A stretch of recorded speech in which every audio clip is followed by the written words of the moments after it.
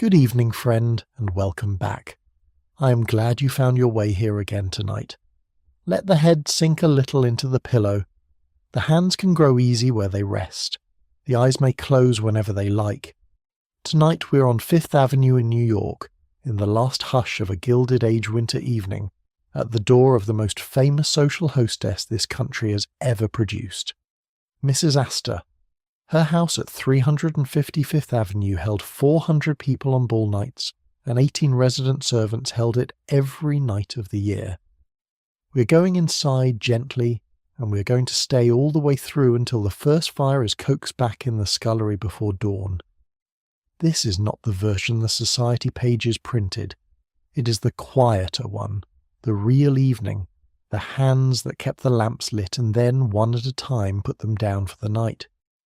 If this kind of quiet history is good to fall asleep to, a subscribe and a like help these long histories find the people who want them, but there is no need to do it now. Do it when you feel like it. And if you would leave a comment tonight, tell me where you are listening from and what time it is there, so I can imagine one of you in a cold bedroom with the lamp turned low, and one of you on a long dark road. Dim your own lights. Let the fan hum, if you have one. Come with me, all the way back, to Fifth Avenue at dusk in the year 1895. The lamps are about to be lit. Fifth Avenue at 4 o'clock on a winter afternoon in the year 1895 is a wide, quiet street of houses. The sky over the city is the pale grey of a pewter plate held up to a low fire. The wind comes down off the harbour and pushes a little at the hem of every coat that passes. There is snow on the pavements, cleared away neatly to either side and gathered into low banks against the trees. A boy with a broom is going along one of the banks, brushing it back down to the curb. A hansom cab rolls slowly by, the horse's breath visible on the air. From the doorways of the houses, the first low glow of gaslight is beginning to show at the transoms. We are walking north up the avenue. On our right, the length of 34th Street opens out toward the East River.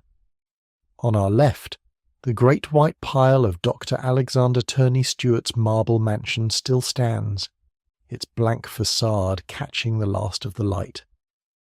Just beyond it, on the corner of Fifth Avenue and 34th Street, is the house we have come to see. It is not the grandest house on the avenue.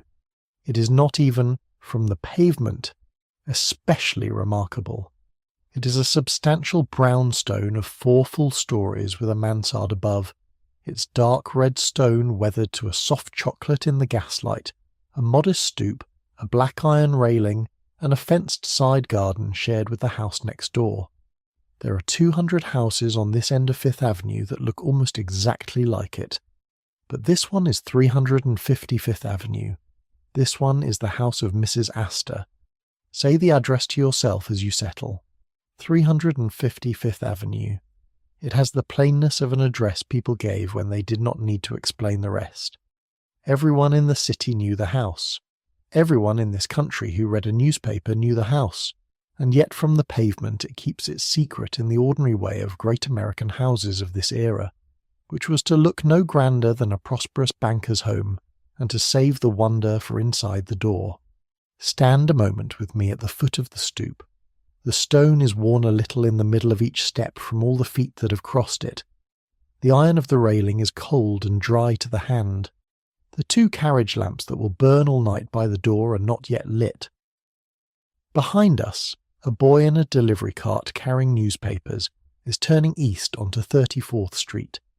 To our left, past the fence, the side garden lies bare and pale under the snow, its hedges neat, its central path swept clean.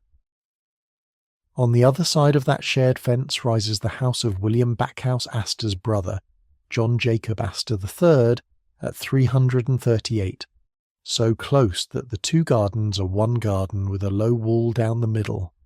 The Astor family from one century to the next has been in the practice of living beside each other, and the practice has held. The house itself, from the pavement, gives away almost nothing about what is inside. A tall wooden door in the middle of the front, 2 long parlour windows to either side, their heavy inner shutters drawn back but their curtains still closed. Above, a second story of matching windows for the family's private rooms. Above that, a third of them for guest rooms and Mrs. Astor's own boudoir. Above that, the servants' floor, narrow attic windows tucked in under the slope of the mansard, some already showing a lit lamp because that is where the day begins first and ends last. And above that, chimneys, a whole row of them, 7 that we can count, each one already carrying a thin, steady thread of smoke into the grey sky, because the house is warm and the fires have been kept in the grates all afternoon. Inside those walls, though we cannot yet see it, a small quiet army has been at work since noon. The housekeeper has walked the staterooms with her duster and her notebook. The under-butler has laid the dining-room table an hour ago, 20 places for a small evening's dinner, silver at every place, 3 glasses per place, a low arrangement of flowers along the middle of the mahogany. The second cook has been at the range in the basement since 12:30. The florist's cart has come and gone at the service door on the side street, and the tall stone jars in the entrance hall have been banked with white azaleas. The gaslighter of the house, an under-footman of 19 or 20 with a taper on a long brass rod, is standing at this moment in the pantry, waiting for the butler's nod to begin his round. Everything upstairs and downstairs is ready. What has not yet begun is the evening itself. Let us step inside now. Not through the front door, not yet. The front door is for the guests and the family, and it will open in 3 hours. Let us go by, the way the world of the house went by, quietly, without ceremony. The service door is around the corner on 34th Street, halfway down the block, sheltered by a small iron canopy. It has no bell. It has a small brass plate that has been kept polished for 30 years. The door is unlocked from the inside as we come to it, and a young hall boy in a plain dark waistcoat holds it open and steps back to let us in. He does not ask our name. He knows we are expected. Behind him a short flight of stairs leads down into the warm low light of the servants' hall. Above him, a taller flight leads up into the back corridor of the ground floor and the pantry, and beyond the crimson silk of the staterooms. Look up at the front of the house from the pavement one more time before we go around. Count the small kindnesses of it, one at a time. There is snow along the top of the ironwork of the railing where nobody has knocked it off yet. There is a small brass rectangle beside the door with the number 350 in worn raised letters. There is a scraper for the muddy boots set into the stone at the top of the stoop, so old that its iron has worn to a soft dull silver in the middle. There is a small round window high up in the mansard with a lit lamp behind it, where one of the 4 housemaids has just come up to change her collar for the evening. There are the 7 chimneys with their 7 small threads of smoke standing straight up in the still cold air, because the wind of an hour ago has dropped, and the sky's holding very quietly now. That is a great house on a winter evening in the year 1895, in the city of New York. That is what it looks like from the pavement. That is what a passer-by on the pavement sees in the last minute before the door opens for the first guest of the evening. Almost nothing, and almost everything. We will take the upper stairs first because the light is going, and up on the avenue the gaslighter of the street has just reached the corner. His taper has caught. He is putting up the first flame, and in a moment ours will be following him inside, room by room, 1 lamp at a time, and the great house will begin its evening. Come with me up the back stair. It is narrow, the walls are painted a plain warm cream, the wooden treads are covered down the middle in a strip of dark green baize that has been tacked in place for so long that the tacks have gone black. At each landing a small gas jet is already burning, low, the way the back stairs are always lit so that the staff going up and down never have to touch a switch. We climb 3 flights this way and come out through a small door into the back of the pantry. The pantry is a long high room lined floor to ceiling with cupboards and drawers, all in dark oak, all with small brass keyholes. On its long central table, the under-butler has laid out the silver for the evening. 3 great salvers, 4 decanters, 12 dessert knives with mother-of-pearl handles, 20 small silver salt cellars in a neat row. The gaslight in the pantry itself is turned up brighter than it will be anywhere else on the floor tonight, because this is where the work is being done. The under-butler nods to us and turns away. He is counting. Through the pantry door, and we are on the ground floor of the staterooms. The corridor here is quiet. It runs the whole depth of the house from the entrance hall at the front to the picture gallery at the back. The floor is polished parquet in a herringbone pattern, dark and warm. The walls are covered in a red silk damask so deep in tone that in the near dark it looks almost brown. This is the crimson silk of the staterooms, and it is the colour everything in these houses returns to. Ruby velvet on the sofas, deep red damask in the picture gallery, small notes of the same colour even in the flowers, roses in 3 shades along the centrepiece of the dining table. When you close your eyes tonight and remember this house, you will remember red. The gaslighter has come in behind us. His name is Thomas Riley. He is 15. He is one of the 2 hall boys of the household.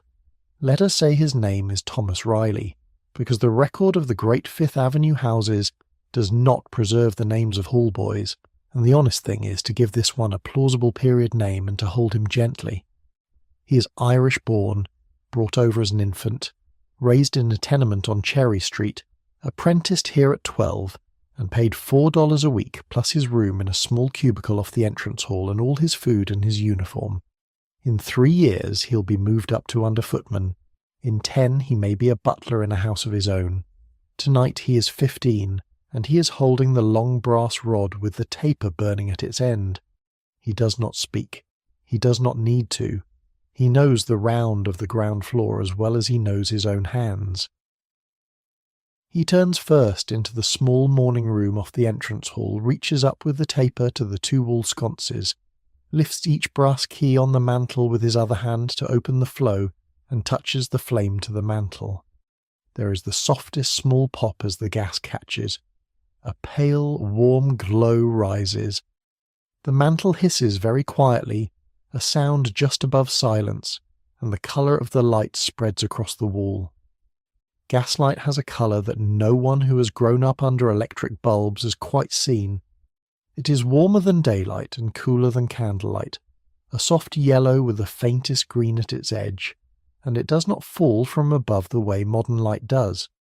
It rises from the walls, from the fixtures at chest height, and it throws a low-pooled warmth into the rooms and leaves the ceilings in shadow. In the drawing rooms of Fifth Avenue in the 1880s, this is the colour of every evening. Photographs of these rooms taken later in black and white do not carry it. Paintings do sometimes in the corners. Thomas Riley moves on. From the morning room he crosses back into the entrance hall and turns up the chandeliers in the ceiling there, one small brass wheel at a time, until the 3 tiers of candles above him are burning low. The hall is broad, high, floored in white marble in a black diamond pattern, with a wide staircase of dark walnut rising on the right-hand wall to the 2nd story, and a long mirror on the left that returns the whole scene doubled. In its reflection, a young man in a plain waistcoat is walking across a marble floor with a long taper, and the flames are rising in the sconces behind him like small, warm answers. Through the double doors into the great drawing room, here the work takes longer. There are 12 fixtures in this room, 6 wall sconces, 2 floor standards, and 4 small brackets along the mantel. Thomas Riley moves along the walls slowly, lifting the taper, opening each key, waiting for the small pop, closing to a low glow, moving on. The room takes shape around him as he goes.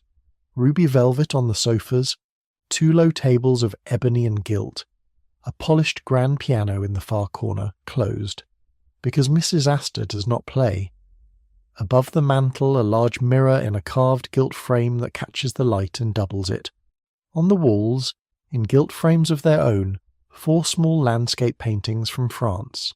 In one corner, a low pedestal with a marble bust of Mr. William Backhouse Astor, the master of the house, who is at this moment aboard his yacht Ambassadress in southern waters, and will not come home for the season, as is his habit. The gaslight rises. The crimson silk brightens on the walls. The room takes its colour back from the day.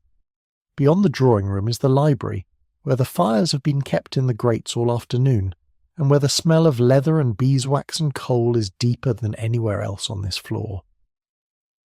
Thomas turns up its 4 sconces. Beyond the library is the dining room, dark mahogany, the table already laid, 20 places, the silver catching the small kindled light and returning it, 20 times up along the walls, 20 places set, 20 footmen behind them in a little while. He lights the 2 great candelabra on the sideboards, 4 candles each, because the dinner table itself will be lit by wax. Gaslight thought a little vulgar directly above food. Then on again, through into the picture gallery at the back of the house. The picture gallery is a long high room hung close in deep red damask. Old masters and barbizons in gilt frames, more of them than can easily be counted. In here the fixtures are set high, in bronze wall brackets shaped like small oak leaves, and Thomas Riley lifts his taper up as far as it will go and touches each in turn. The room emerges out of shadow one small warmth at a time, and beyond the gallery through a wide arched doorway hung with velvet curtains that are drawn back tonight because there will be no ball, lies the ballroom itself. White and gilt walls, its 3 chandeliers on winter loops down toward the floor, dark and quiet. Thomas Riley does not light the ballroom tonight. On a night without a ball, the ballroom stays as a shadow, waiting. He turns and comes back the way he came. By the time he has gone the full round of the state floor and back to the entrance hall, the 4 full stories of the house are warm with gaslight from below, and the gaslighter of the street outside has reached the corner of 36th Street with his own taper, and up on the 3rd floor of the house, in a small quiet room hung in pale rose silk, Mrs. Astor's lady's maid has already begun to lay out the diamonds. Up 2 flights, and along the corridor on the 3rd floor, past the doors of the guest rooms, past a small oval window that looks out over the fenced garden, and we come to Mrs. Astor's own boudoir. The door is closed. Inside the light is soft. One large gas fixture at the centre of the ceiling is turned very low. 2 small brass wall lamps on either side of a tall mirror are burning a little brighter, so that the light falls the way it needs to fall on a face and a gown. A fire has been built up in the small grate and is glowing steadily. The room smells of the fire, of a very light rose water from the dressing table, and of the linen freshly laid out on the bed. At the tall mirror, a woman is at work. She's in her 50s. Her hair is neat and pinned. Her dress is a plain dark grey. Her sleeves are turned up to just above the wrist.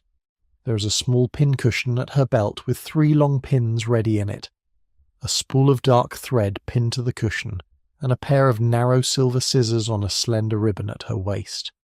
She is Mrs. Astor's lady's maid. Her name, in the honest way, is not preserved by the record. Let us say her name was Ellen O'Connor. Let us say she came over from Cork with her mother in 1853 at the age of 19, went into service in a Boston household, worked her way to New York in the middle of the 1860s, and was recommended to this house by another maid at another Fifth Avenue door in the year 1870. Let us say she has been in this room every evening for 15 years, and let us hold her gently because a real woman, and perhaps 2 or 3 real women in succession, stood exactly where she is standing tonight and did exactly what she is doing. She is laying out the diamonds. They come out of the tall walnut safe set into the wall behind a small hinged panel of the rose silk. She opens the safe with a small brass key kept on a chain around her neck, folded under her collar, and she does not take the chain off. The safe is deep. Inside, in a stack of shallow drawers, the jewels are kept in flat trays lined in dark blue velvet. She lifts the trays out one by one and sets them on the low table beside the mirror. There are more of them than can be worn in an evening.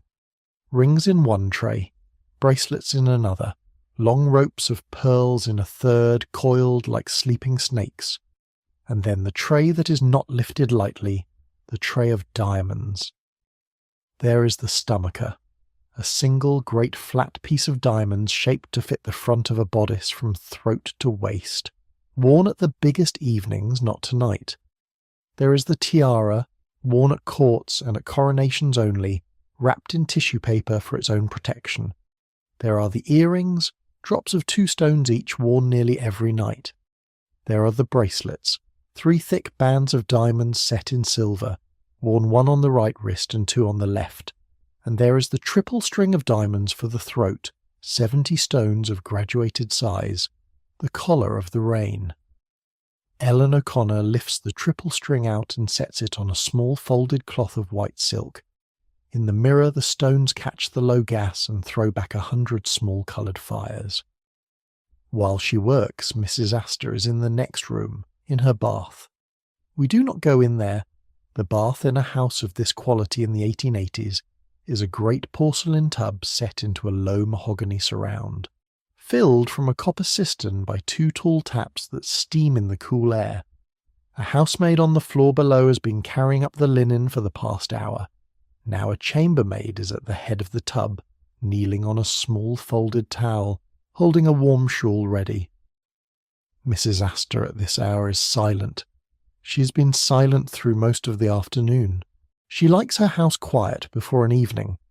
Tonight is not a great evening, only 20 for dinner and a small drawing-room after, and yet the hours before it are held with the same care as the hours before the January ball, because the care itself is what she is teaching the house. In the boudoir the gown for tonight is already laid out on a long settee beside the fire. It is not the black velvet which is kept for the greatest evenings. It is a dove satin, close cut at the waist, with a train that will be caught up over the wrist as she walks. The bodice is trimmed in a pale blue silk piping. The petticoat beneath it is pale silk also.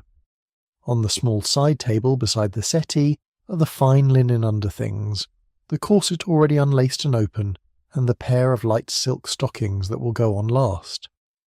On the floor by the settee is a pair of low silk slippers with a small pearl at each toe. Every piece of it has been checked by Ellen O'Connor this morning for a loose thread, a missing stitch, a smudge at the hem, and every piece is exactly right. Dressing for dinner in this world takes 40 minutes. 40 minutes when the woman being dressed is Mrs. Astor, and the dressing is done well.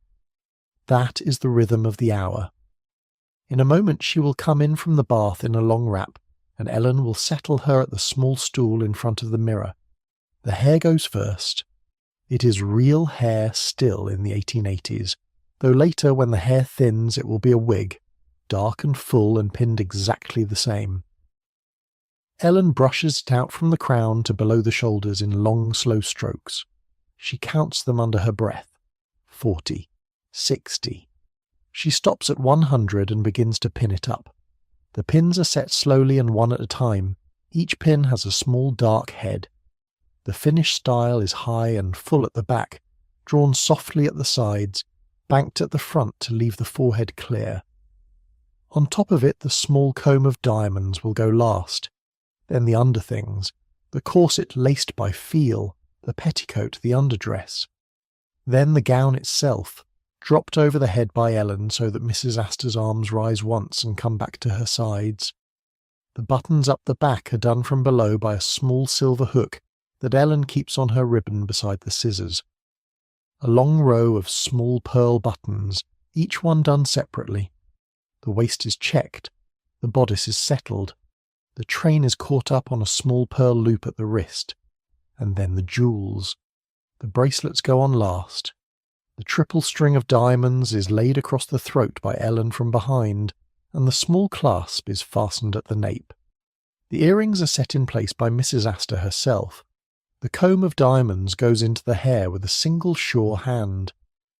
And when Mrs. Astor turns from the mirror and rises from the stool and stands, dove satin and diamonds and dark hair, quiet, still, waiting. 40 minutes have gone by and the house is ready to be inhabited by her again. Below us, down the stairs, the male staff of the household have already come down to their own supper. Down the back stairs again, all the way down this time, past the ground floor, past the small door at the pantry, past a landing lit by a single low-gas jet, and down into the basement. The basement of a great Fifth Avenue house is a country all its own. It runs the whole footprint of the building, from the front of the house under the entrance hall to the back under the picture gallery, and it is divided into rooms by simple pine partitions with round brass doorknobs and glass panels near the top of each door for light. The floor is wide plank wood, scrubbed pale by decades of soap and water. The walls are painted a plain warm cream with a dark green wainscoting to waist height. The ceilings are low. Bare gas fixtures hang from black iron brackets. Along the corridor between the rooms, a long strip of green baize runs the whole length of the floor to keep the sound of feet down, because the sound of feet in this basement carries up to the ground floor and Mrs. Astor does not care to be reminded that the house is at work. The room we come into first is the servants' hall. It is a long room, with a low ceiling and a long central table of plain scrubbed pine that seats 20 and more. Down the middle of the table run 2 rows of white china plates, plain, with a small green border. Between them, in the middle, 3 loaves of bread on wooden boards, a great white jug of small beer, a wheel of yellow cheese under a glass dome, and a large blue and white tureen of cold-cut meat, ham, and tongue and beef. At the head of the table, 2 high-backed chairs stand together, one on each side for the butler and the housekeeper. Along both sides of the table, 12 simpler chairs. At the far end, 3 plain chairs for the male staff and 1 for a stranger if a stranger is expected. The pine top of the table is smoothed almost to a shine in the middle where the elbows have gone for years. The staff have come down slowly, from work above, in the order of their office. The butler enters first. His name, let us say, is John Ash. He is English-born from Kent, trained in the household of an earl outside of Canterbury, brought over to New York in the middle of the 1870s by an agent for a wage half again what he had been earning at home. He is 52 years old. He wears a plain black frock coat and a white tie, and a shirt front that has been starched by the laundress into a smooth, flat sheet. His hair is thinning and grey at the temples. He speaks little. He nods to us as we come in, and gestures to a chair at the far end. The housekeeper comes in behind him. She's a Scotswoman named, let us say, Mistress Margaret McDowell, though the staff below and Mrs. Astor above, and everyone in the record uses only her surname. She is 47. She wears a plain dark blue wool gown with a small white lace collar and a great ring of keys at her belt. There are 22 keys on the ring, 1 for every locked door in the house, from the linen room to the wine cellar to the china press to the still room to the small back safe where the household money is kept. She takes her seat opposite the butler. The others come down after them in 1s and 2s. The under-butler, the chef, the head housemaid, the second housemaid, the 2 under-housemaids, the kitchen maid, the scullery maid, the 2 ladies' maids, the valet, the 2 hall boys. Only Ellen O'Connor is not at the table tonight, because she's upstairs at Mrs. Astor's hair. The seat opposite her friend and roommate has been left empty for her, with a plate covered by a linen napkin, so that whatever she wants of the meal will be waiting when she comes down later. That too is the practice of the house. The 4 footmen come in last, together, already in the Astor livery for the evening. They step down the last flight of stairs, one behind the other, with their green plush coats folded over their arms, and their white knee breeches showing beneath, and their black silk stockings and their gold-buckled shoes catching the low light from the gas fixtures overhead. In the servants' hall they hang the coats carefully on hooks along the wall, so that the plush does not wrinkle, and sit in their shirt sleeves. The livery is uncomfortable when eaten in, so they eat with their coats off and put them back on for service. Count them if you like.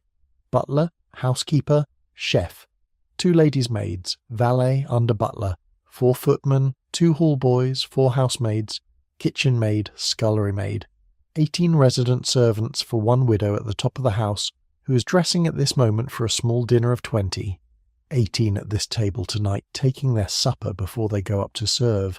That is the ratio. It is not a ratio the newspapers of the day printed. It is not a ratio Mrs. Astor herself would have called a ratio. It is simply how the house runs, and it runs well. The supper is plain and good. The cold meat is cut thin and laid out generously. The bread is fresh, baked in the range at 3 in the afternoon by the kitchen maid, and is still a little warm at its centre. The cheese is a strong yellow farmhouse cheese. The small beer is weak enough to drink through the evening without slowing a footman's feet. There is butter in a small dish, and a jar of pickled onions passed hand to hand. The staff eat quickly and quietly. The butler asks the housekeeper a small question about the second linen closet on the 3rd floor, and the housekeeper answers him without looking up. The chef, who is French and prefers to eat in his own kitchen when he can, has already gone back down the corridor with a small plate to eat standing up beside his range. The footmen do not talk. The 2 hall boys sitting at the far end whisper once and are stilled by a look from the under-butler. Halfway through the supper, the boiler-man comes up from the cellar below. Let us call him Patrick Nolan, in the same honest way as the others, because the boiler-men of the great 5th Avenue houses were not preserved by name in the record either. He's a big quiet man of 40. He works alone in the boiler-room from noon until dawn every day in the winter, and from 6 in the evening until midnight in the summer. He wears a dark shirt and dark trousers and a stained leather apron, and his forearms are grey with coal dust to the elbow. He does not sit down at the table. He does not eat here on a busy evening. He is simply counted. He comes to the door of the servants' hall, takes off his cap, nods to the butler, and stands for a moment. The butler nods back. The housekeeper looks up and smiles. That is the counting. Patrick Nolan turns and goes back down the corridor to the cellar and the great furnace waiting for him there. The supper ends. The staff rise together at the small chime of a clock on the wall. The 4 footmen take their coats down from the hooks and shrug them back on. The under-butler moves to help each of them settle the collar. The 2 hall boys carry the plates to the scullery. The housekeeper goes up the stairs with her ring of keys. The butler stands a moment at the head of the table with his hand on the back of his chair and lets the room settle. He picks a small crumb of bread off the wood and drops it into a plate. Then he looks up at us. Above us, 3 floors above us, we hear the small clear ring of the front doorbell. The evening's beginning. Come back up now. The staff will go up before us, quickly and quietly in the order of their stations. The butler goes up first by the main back stair and steps out through the small door into the pantry, and from there into the corridor of the state floor. The 4 footmen come up behind him and go directly to the entrance hall. The 2 hall boys come up to their small cubicle off the front hall. The porter of the house, who is not called a footman because his post is fixed, is already in his black coat at his chair beside the front door, and has been since 6:30. He's an older man, quiet, with a full white beard, and his name is not preserved by the record either. Let us call him the porter and let us leave him his post. The doorbell has rung. It is 7 o'clock. The porter rises from his chair and takes hold of the great brass door handle, which is the shape of a lion's head with a ring in its mouth. He turns it. The door swings inward. The cold of the avenue comes in on a small breath. On the top step stands a gentleman in a black overcoat with a silk hat and a white silk scarf. Behind him, at the curb, a brougham with its lamps lit stands with a coachman on the box and a footman handing down a lady. The lady steps carefully across the pavement, her long train lifted in her gloved hand, and comes up the stoop on the gentleman's arm. The porter bows very slightly and steps back to let them in. Inside the entrance hall, the 2 front footmen come forward together. The first takes the gentleman's overcoat, hat, scarf, and cane. The second takes the lady's evening cloak, a great mantle of dark velvet trimmed in ermine, and turns to carry it to a small side room off the hall, where the wraps of the evening are being laid one by one on a long marble-topped table. The gentleman offers his arm to the lady. The porter goes on ahead of them to the door of the drawing-room, waits until they are within 2 steps, opens the door, and announces them in a low, steady voice that carries just to the end of the drawing-room and no further. A Van Rensselaer couple standing in tonight for any of the old New York families on Ward McAllister's list. Because these 20 are a composite of the world the rain turned around. Inside the drawing-room, Mrs. Astor rises from her chair by the fire. She's standing when they come in. She waits for them to reach her, which they do in about 6 steps across the pale gold and rose aubusson carpet, and she extends her hand. She does not take a step forward. She has not taken a step forward to a guest in 20 years. It is not coldness, it is form. The guest is honoured by the walk across the room. Mrs. Astor honours them by rising to receive them exactly where she stands. She speaks their names in the low, warm voice that Ward McAllister will later, in his memoir, describe as a friendly hand pressure and a low-voiced word. She asks about the older Van Rensselaer daughter, who is at school in Paris. She asks about a cousin in Albany. She listens to the answers. When she's heard them, she turns them, both of them, to a small group already gathered by the fire, and introduces them into the small group with a single gesture and a single quiet sentence. Then she returns to her chair, and she sits, and the fire crackles a little, and the doorbell rings again. This happens 20 times in the next 40 minutes.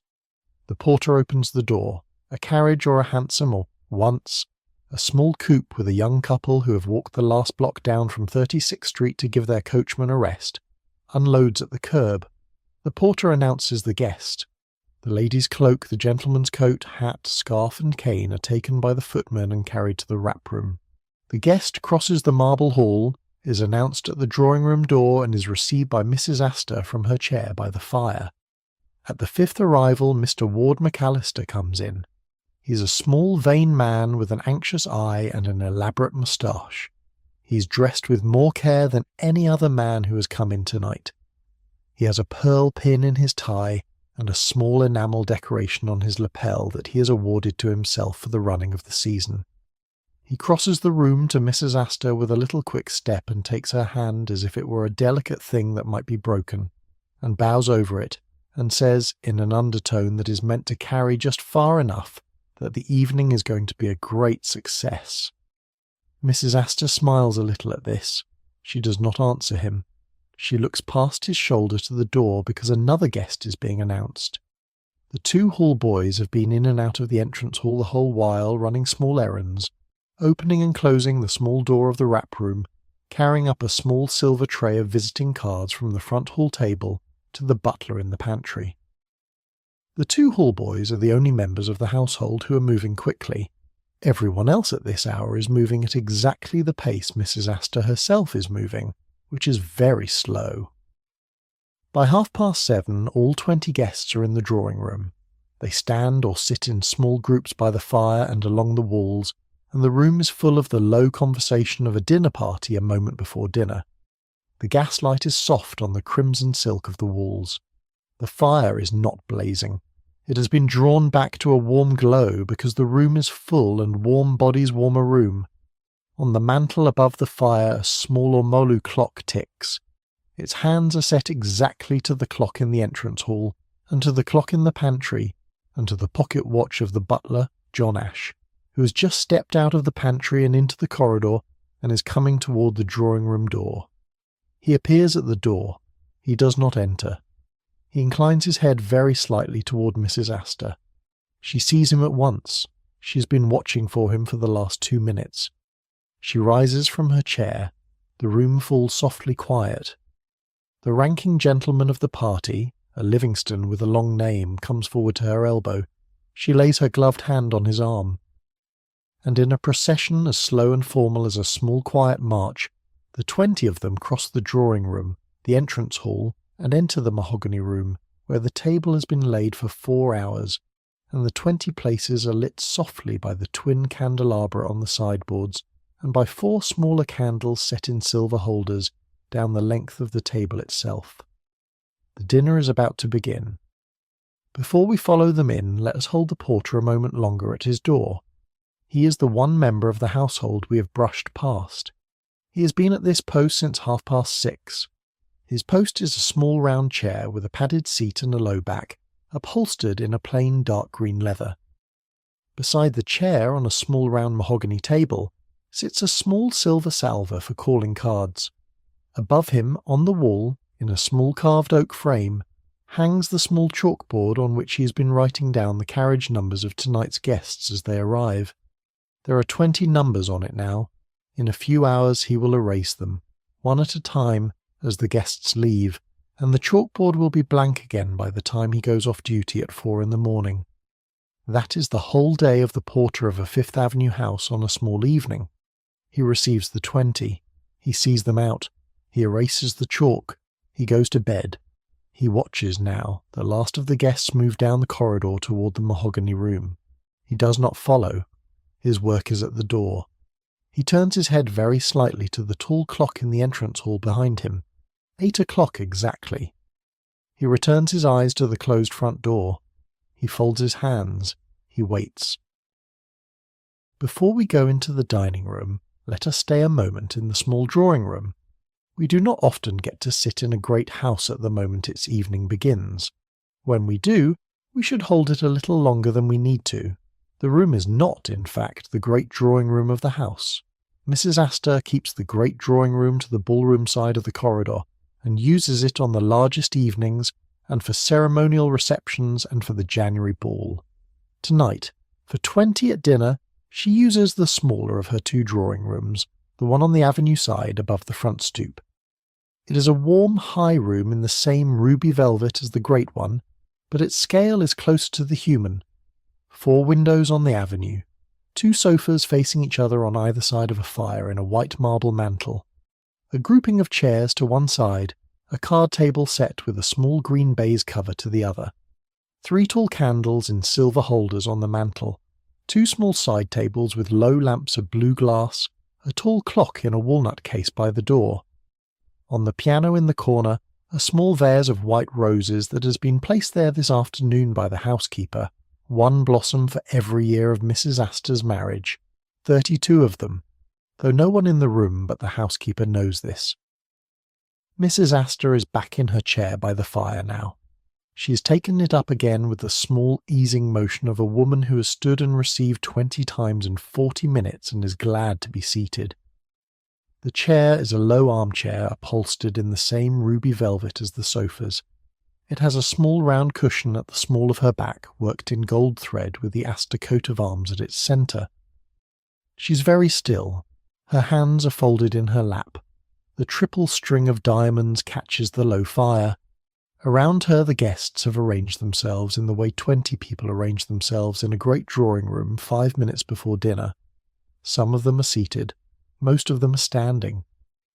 A tall man in evening dress is at the mantel, one gloved hand resting on the white marble, telling a small quiet story to 2 women who are listening with polite half smiles. Beside the piano a young woman is turning slowly, her train gathered in her hand, showing a friend the trim of a new gown. By the window an older gentleman is looking out into the avenue, hands behind his back, watching a hansom cab go by in the dark. Ward McAllister is moving between the groups, touching an elbow here, murmuring a word there, quietly telling each of them the order in which they will go into dinner, so that when the moment comes they will not have to think about it. In this room, at this moment, are people whose names together are the names of old New York, a Van Rensselaer, a Livingston, a Schermerhorn cousin from Mrs. Astor's own family, 2 Beekmans, a Roosevelt of the Oyster Bay line, a Fish, a Jones, a Goulet, said Goulet without the second E sounded, a young Van Cortlandt, a Stuyvesant, old Dutch names, English colonial names, families who have been in this city and this county for 200 years, and who have known each other's grandparents and buried their grandparents from the same churches. These are the people Mrs. Astor's reign was built for. The 400 was, at its heart, the list of these families, and the families they had married. Everyone in this drawing room tonight knows who is a cousin of whom, and by which line, and back how far. It is the water they swim in. Now count the candles, 3 tall on the mantel, 2 low lamps on the side tables. The dozen small flames of the gas fixtures on the walls turned down almost to a glimmer, the fire in the grate. The 3 tall crystal chandeliers that hang above the ballroom just beyond the corridor, unlit tonight, waiting. The ballroom is dark. It is dark on almost every evening this year, because Mrs. Astor holds only 1 ball a season now, and it is in the 3rd week of January and the year is only new, but the chandeliers are there. and she knows they are there. She takes a small sip of the champagne that has been brought to her at 7:25 by the youngest footman on a small silver tray. She turns her head very slightly to the tall clock by the door. She waits. At the door of the corridor, John Ash the butler steps into view. He does not speak. He does not enter the room. He simply inclines his head an inch. Ward McAllister sees it at once. He looks across at Mrs. Astor. She looks up at John Ash, and then across at the man she has already chosen to take her into dinner, a tall gentleman in his 60s with a long white moustache who is a Van Rensselaer of the older Albany line. The gentleman crosses the room to her chair.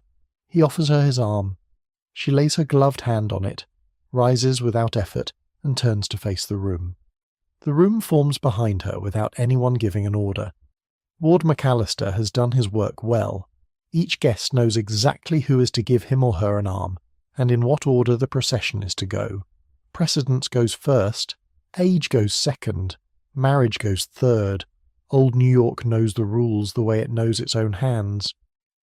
In perhaps 30 seconds the drawing-room has become a small, orderly line of 10 couples, with Mrs. Astor and her Van Rensselaer at the head, and John Ash, still without a word, is standing to one side of the door with his hand open, indicating the way.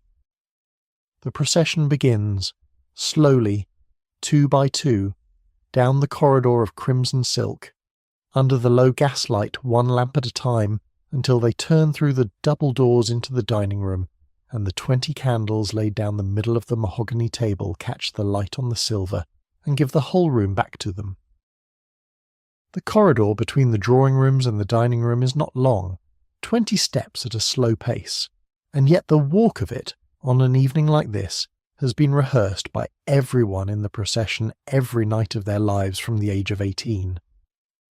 There is a small stately music to it, without any music playing.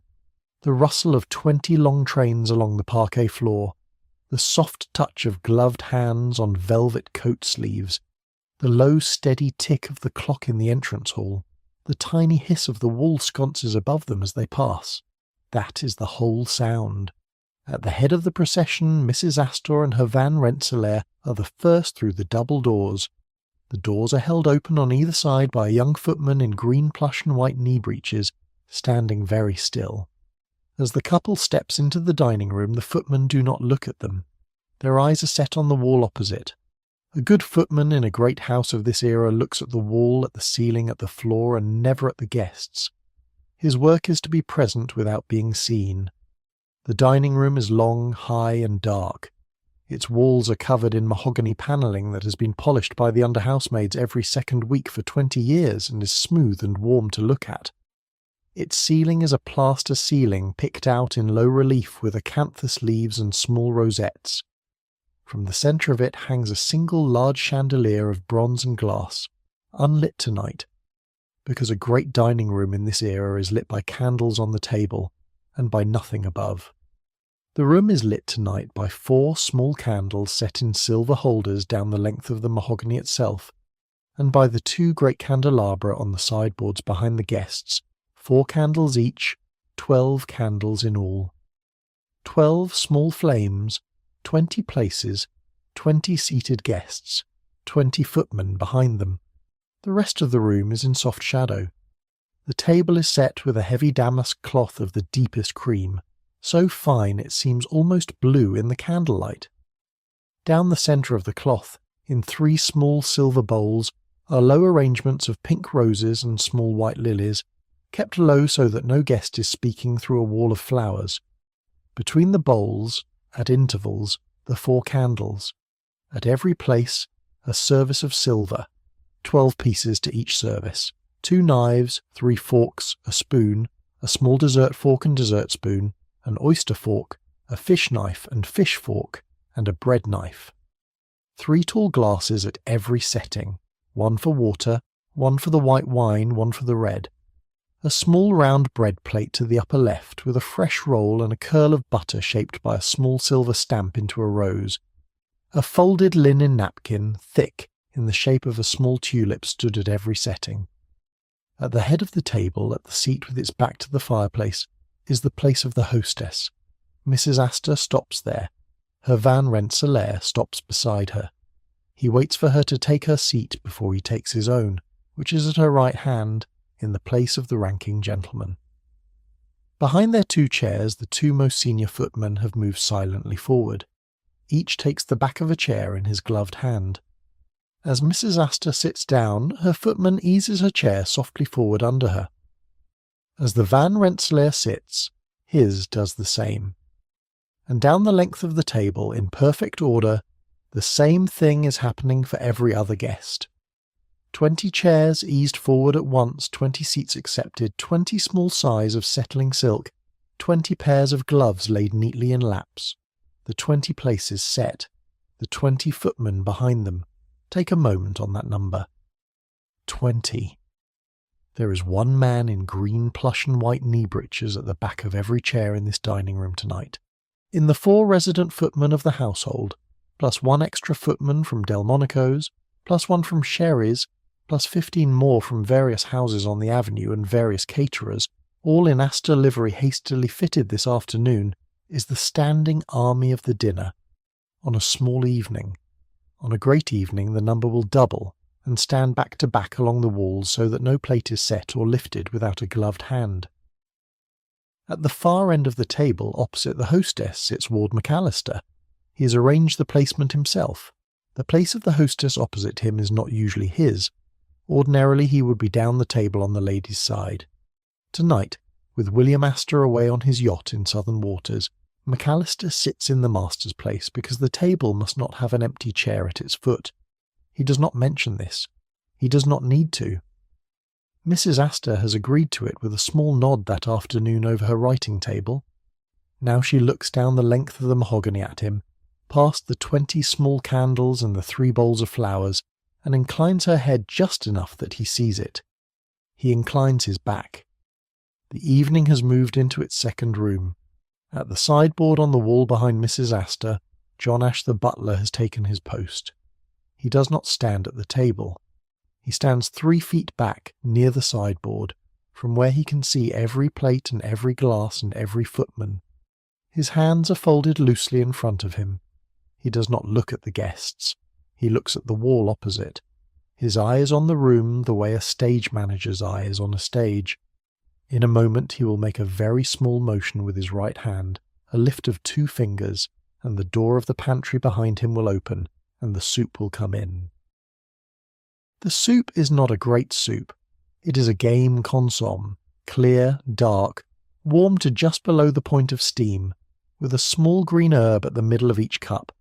It is served in a shallow cup on a small saucer of the finest bone china, and the cup is set down at every place with such quietness that the guest looking away does not know it is there until she turns back. It is set down by a footman in gloves, from the left, as the rule is. It is the first of 14 courses on this ordinary evening. 14 courses, say it slowly. 14. It is more courses than a modern person eats in a week. It is not in the 1880s. Unusual. A great dinner in New York in this decade has 14 courses in this order. Soup, fish, removes, entrees, roast, game, sorbet, vegetable, salad, dessert, ice, sweets, fruit, coffee. Each course is a small production of its own. Each course has its own plate, its own service, its own wine, its own footman moment.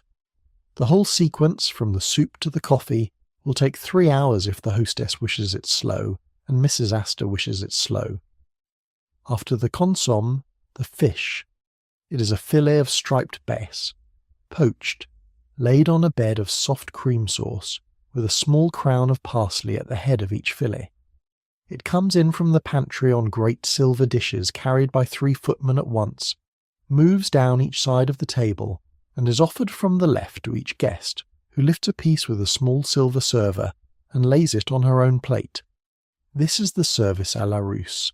The dishes come in already carved and portioned, offered one at a time to each guest, cleared before the next course arrives.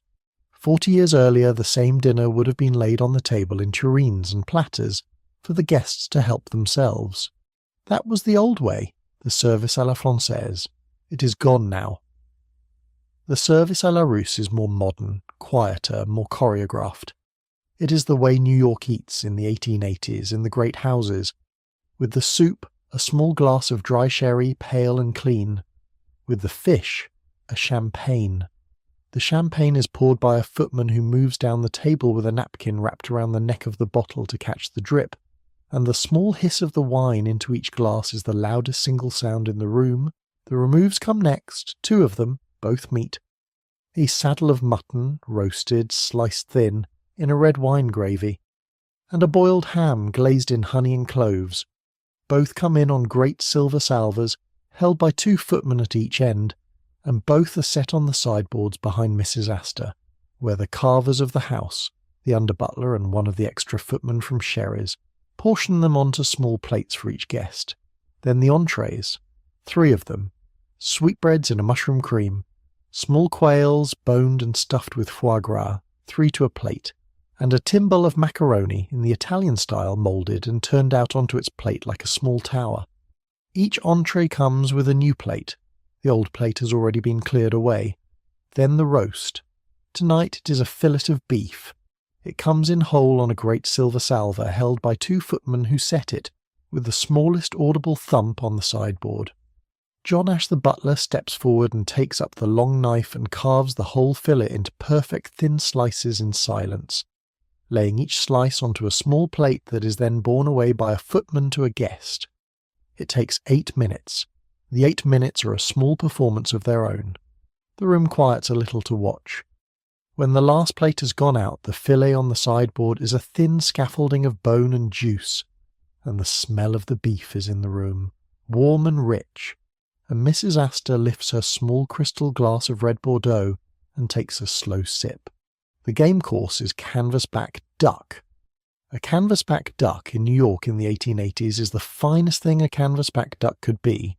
Shot the day before yesterday over the Chesapeake, brought up on the night boat, hung for 1 day, roasted rare, served with its own dark gravy and a small dish of currant jelly. Every guest at this table has eaten canvasback duck 100 times and will eat it 100 more, and every one of them, on the first small forkful, will lower her eyes for a moment out of pure pleasure. Ward McAllister is watching for this from the foot of the table. He sees it happen along the row of guests to his left and to his right, and he permits himself the smallest tightening at the corner of his mouth. The evening is going to be a great success. After the game, the sorbet, a small round of frozen champagne with a mint leaf on top to clear the palate. Then a vegetable course of glazed carrots and small pearl onions in a butter sauce. Then a salad of hearts of romaine dressed simply in oil and vinegar. Then the dessert proper, a great pyramid of profiteroles glazed in dark caramel, brought in on a single silver plate the size of a small wheel. Then an ice, a lemon ice in small carved glass cups. Then the sweets, a plate of small sugared almonds and glacid fruits. Then the fruit, hothouse grapes and a pineapple, sliced into thin rings, brought up from the ice room. Then the coffee, black, in small dark cups, with a small silver dish of cream on the side. 14 courses, 3 hours, 20 guests, 20 footmen, 3 chandeliers unlit above the ballroom next door, waiting. John Ash, the butler behind Mrs. Astor's chair, standing 3 feet back, hands folded, watching the wall opposite. Ward McAllister at the foot of the table, satisfied. Mrs. Astor at the head of it, quiet, eating very little, taking a sip of every wine and setting the glass down again. The candles on the table burning slowly down. Notice the small things. Notice how a footman leans in from the left with a great silver dish balanced on the flat of his gloved hand, and how the guest turns her head just enough to see the dish and lifts a small silver server and lays a portion onto her own plate without ever quite looking at the footman himself. Notice how the second footman, without a signal, arrives at the same guest's elbow a moment later with the sauce boat and offers it from the left in the same way. Notice how the empty plate from the previous course was cleared away in a single quiet motion by a third footman at exactly the moment the new plate arrived, so that the mahogany in front of the guest was never empty and never crowded. Notice the small linen napkin folded once, and offered by a fourth footman if a wine has been spilled or a small drop of gravy has gone the wrong way. Notice how every wine glass is refilled the moment it drops below the midline, and how the water glass is refilled the moment it drops at all. That is what 20 footmen behind 20 chairs are for. Notice that Mrs. Astor eats very little. She takes a small piece of the fish. She takes a small forkful of the sweetbreads. She takes a slice of the beef so thin it is nearly translucent. She takes a small taste of the canvasback. She takes nothing of the game course beyond the taste. She takes no sorbet. She takes a small forkful of the salad. She takes a small piece of the pineapple. She takes a small dark cup of the coffee, and that is her whole dinner. The dinner is not for her, the dinner is for the 20. She sits at the head of it, upright, watching, present. Her plate goes down again and again, mostly untouched, and comes back full each time. Ward McAllister at the far end of the table, on the other hand, eats every course. Somewhere down under the floorboards of this room, 3 floors down through the pantry and the back stairs and the corridor with the green baize runner, the kitchen has been working like a small factory for the past 4 hours. Let us go and stand in it a moment before the sweets are cleared and the ladies rise from the table. Down the back stair again. This time the smell as we come down is not the smell of the servants' hall, it is the smell of the kitchen at full tilt. Beef fat in a pan, roasted birds, butter, wine reducing, hot cream. The particular sharp smell of a coal-fired range at the full heat that a great dinner requires. It is a warm smell, a working smell, a smell like a good bakery on the morning of a wedding. You could stand at the top of the stair with your eyes closed and know how far along the evening had come by the smell alone. The kitchen itself is a great low-ceilinged room at the back of the basement, along the wall that faces the garden. Its floor is red brick, its ceiling is white plaster, stained a soft warm brown near the range from the heat and the years. Along the far wall stands the range itself, a great black iron thing, the length of a small train carriage, with 6 burners on top and 2 ovens below, and a warming rack above, and a great copper hood over it all to draw the smoke and the heat up into the flue that carries them to the chimney 4 stories above.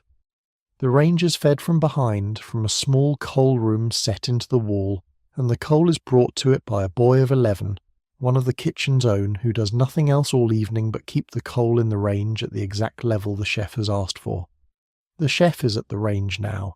His name, in the honest way of composites, we will call the chef, French trained, standing in for the many private house chefs of this rank who worked in the great Fifth Avenue houses in these years.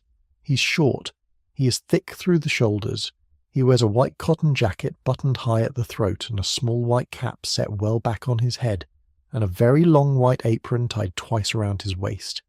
His face is red from the heat, his moustache is small and neat. He's speaking without looking up to the kitchen maid at his elbow, quietly in French.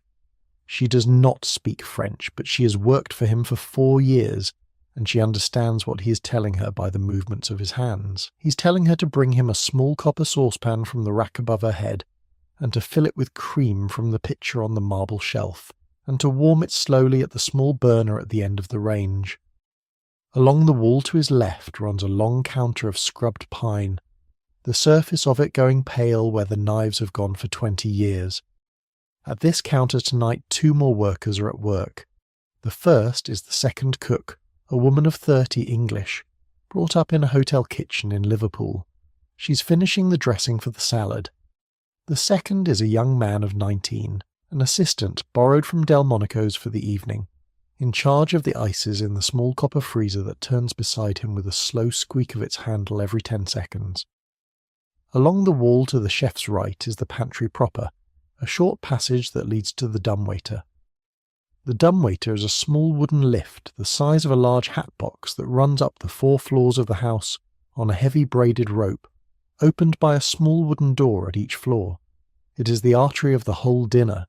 Every plate that goes up to the guests goes up in it, and every plate that comes down from them comes down in it. Beside the dumbwaiter stands a young footman, one of the extras, whose entire job for the night is to load the lift on the chef's word, to send it up with a soft even pull of the rope, and to take out what comes down and set it on the counter for the scullery maid. The scullery is a small tiled room off the kitchen. Its floor is dark red tile that will not stain. Its walls are white. Along one wall runs a great deep double sink of soapstone, one side for washing, one side for rinsing, both with tall brass taps that give hot water from the same boiler that heats the staterooms. The scullery maid is at the sinks. Her name we will call Bridget, which was a name so common for a young Irish girl in service in New York in this decade that the papers of the day used the word Bridget as a stand-in for any Irish maid. Ours is one such girl, 16 years old, straight from Cork by way of Castle Garden in the house 8 months. She is small and thin and quick. She's been on her feet since 4:30 this morning. She has washed her way through the fish plates and the entree plates and the plates for the removes, and is now, at this moment, on the plates for the roast, 20 of them, each one being carried down to her by the young footman from the dumbwaiter. Between the kitchen, the pantry, the dumbwaiter, and the scullery, the pace is a small steady flow. Every 3 minutes a course goes up. Every 3 minutes a course comes down. In between, hands move. Hands lift a saucepan off the range and set it on a trivet. Hands whisk a cream. Hands cut a piece of butter and slide it into a pan. Hands salt a plate. Hands wipe the rim of a plate with a napkin so that it goes upstairs perfectly clean. Hands crank the freezer for the ice. Hands set a new pan of hot water on the range for the coffee that will be needed in a little over an hour. Hands lift the coal into the range.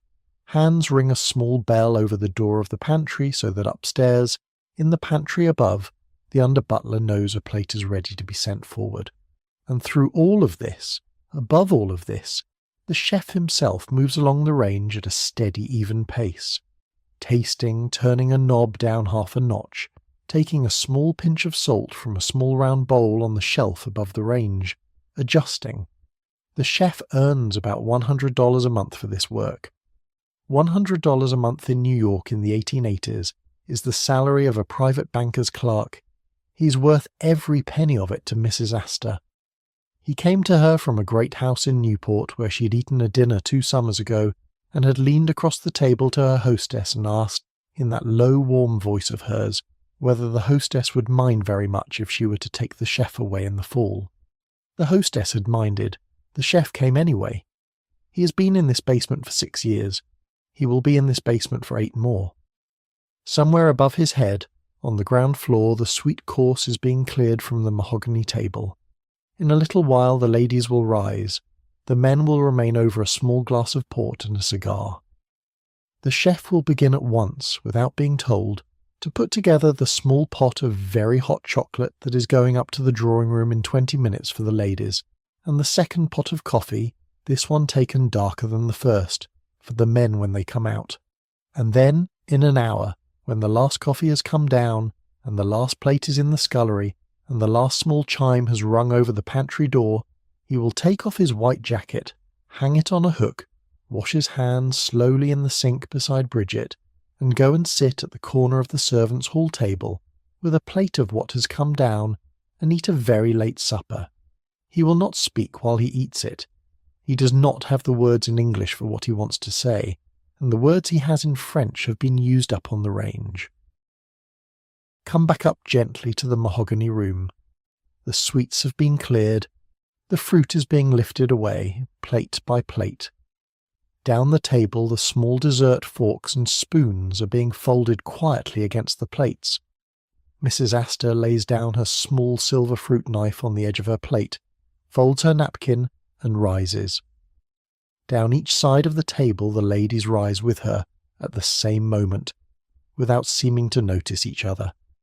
The gentlemen rise to their feet a beat later, out of courtesy, and remain standing while the ladies leave. Mrs. Astor lays her gloved hand once again on the arm of her Van Rensselaer, who has stayed by her side through every course of the dinner, and leads the 10 of them out of the dining room, back down the corridor of crimson silk, and into the small drawing-room where they began. The room has been quietly reset for them while they were at dinner. The fire has been made up. The 2 low blue glass lamps have been lit a little brighter. On the low table between the sofas a small silver coffee service has been laid, with a small pot of very hot chocolate beside it, for those who prefer it, and a plate of small candied almonds. Mrs. Astor takes her chair by the fire. The other ladies settle onto the sofas and into the chairs. The tall clock by the door ticks. The talk begins again, softly. They talk about small things. A cousin in Newport who is expecting a child. A dressmaker on 23rd Street who has begun to send bills more quickly than she used to. A new French play that has opened at Wallach's. A young woman lately arrived in the city from Charleston who is said to be a very handsome girl but whose mother is impossible. Mrs. Astor listens. She pours the coffee. She adds a little cream. She hands the small cups down the row of guests, each cup passed along by one lady to the next, until it reaches the hand it's meant for. She takes no coffee herself. She takes a small cup of the hot chocolate, warms her hands around it, and does not drink it. In the dining room behind us, the 10 gentlemen have taken up their chairs closer together at the end of the table nearest the fire. The rest of the plates have been cleared.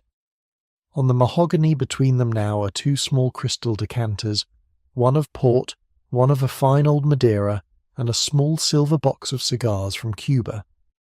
John Ash the butler is standing at his sideboard, still, hands folded, still watching the wall opposite. The under-butler is behind him, waiting. The gentlemen pour for each other. The talk here is smaller and quieter than the talk in the drawing-room. A word about the price of a horse.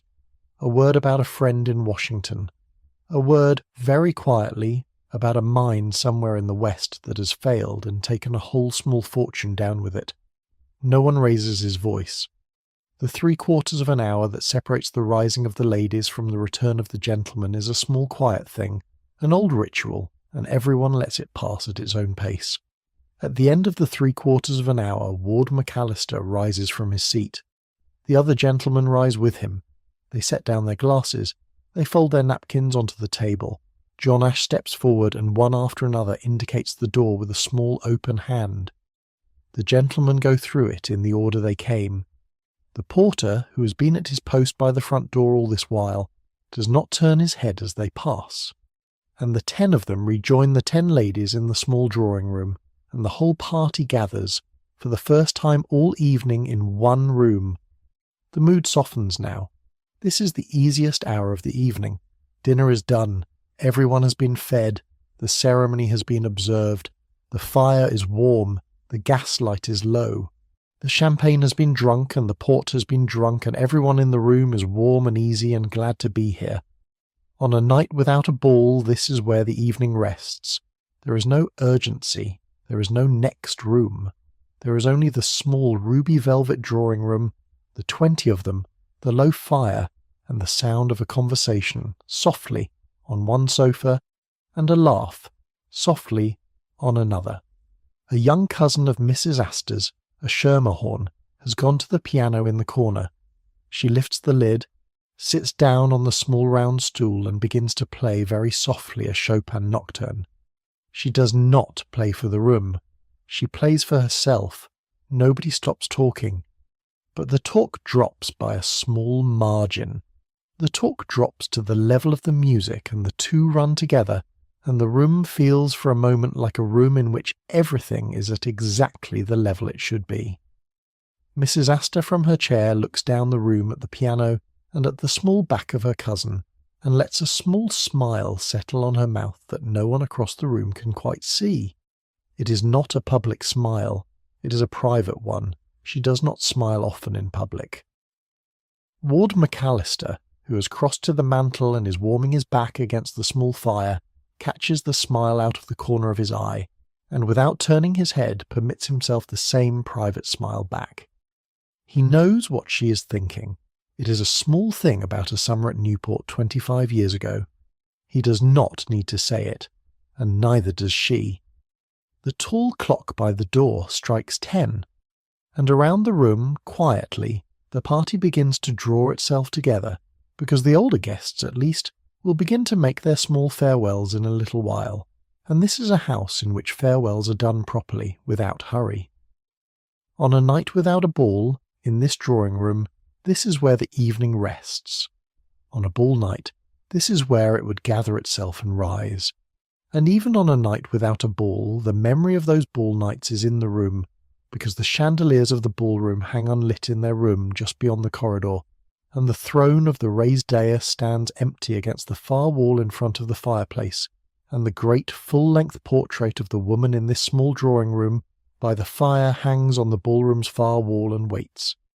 We are going to spend a little while now on those ball nights, in memory, before we come back to the small drawing-room and to the closing of the house.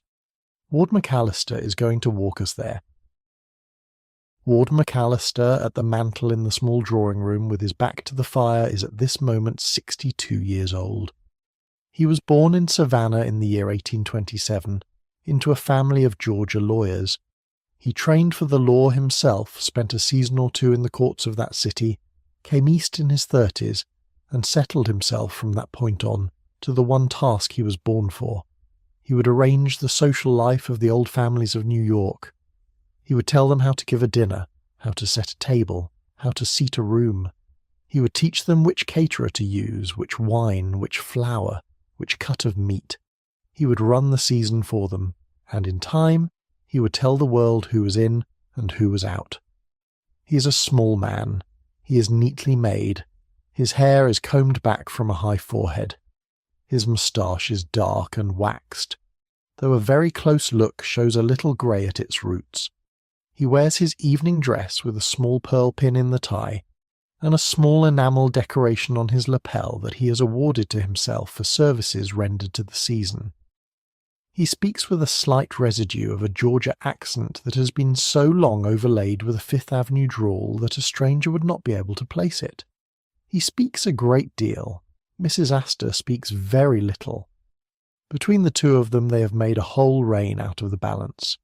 He met Caroline Astor in the middle of the 1860s. She was then still Mrs. William Backhouse Astor, Jr., one of the several younger Astor women, without any particular claim to the head of the family. Her husband's older brother's wife held that place, but William's older brother had a wife who was retiring, who did not care for society, who spent most of her time in the country, and left the season to whoever wanted it. Caroline Astor wanted it. Ward McAllister saw at once that she wanted it, and that she had the material to hold it, a certain physical stillness, a great deal of money, a Schermerhorn name behind her, a house in the right place, and a willingness to be taught. He offered himself as her chamberlain, though he did not use the word. He offered her a way of running the season. She accepted. And from about the year 1872 she began, in the small quiet way of great changes in small worlds, to be the one whose acceptance was required, whose calling card was noticed, whose door had to be opened. The list came a little later. It was the list of who mattered. Not every rich family in New York was on the list. Not every prominent family in New York was on the list.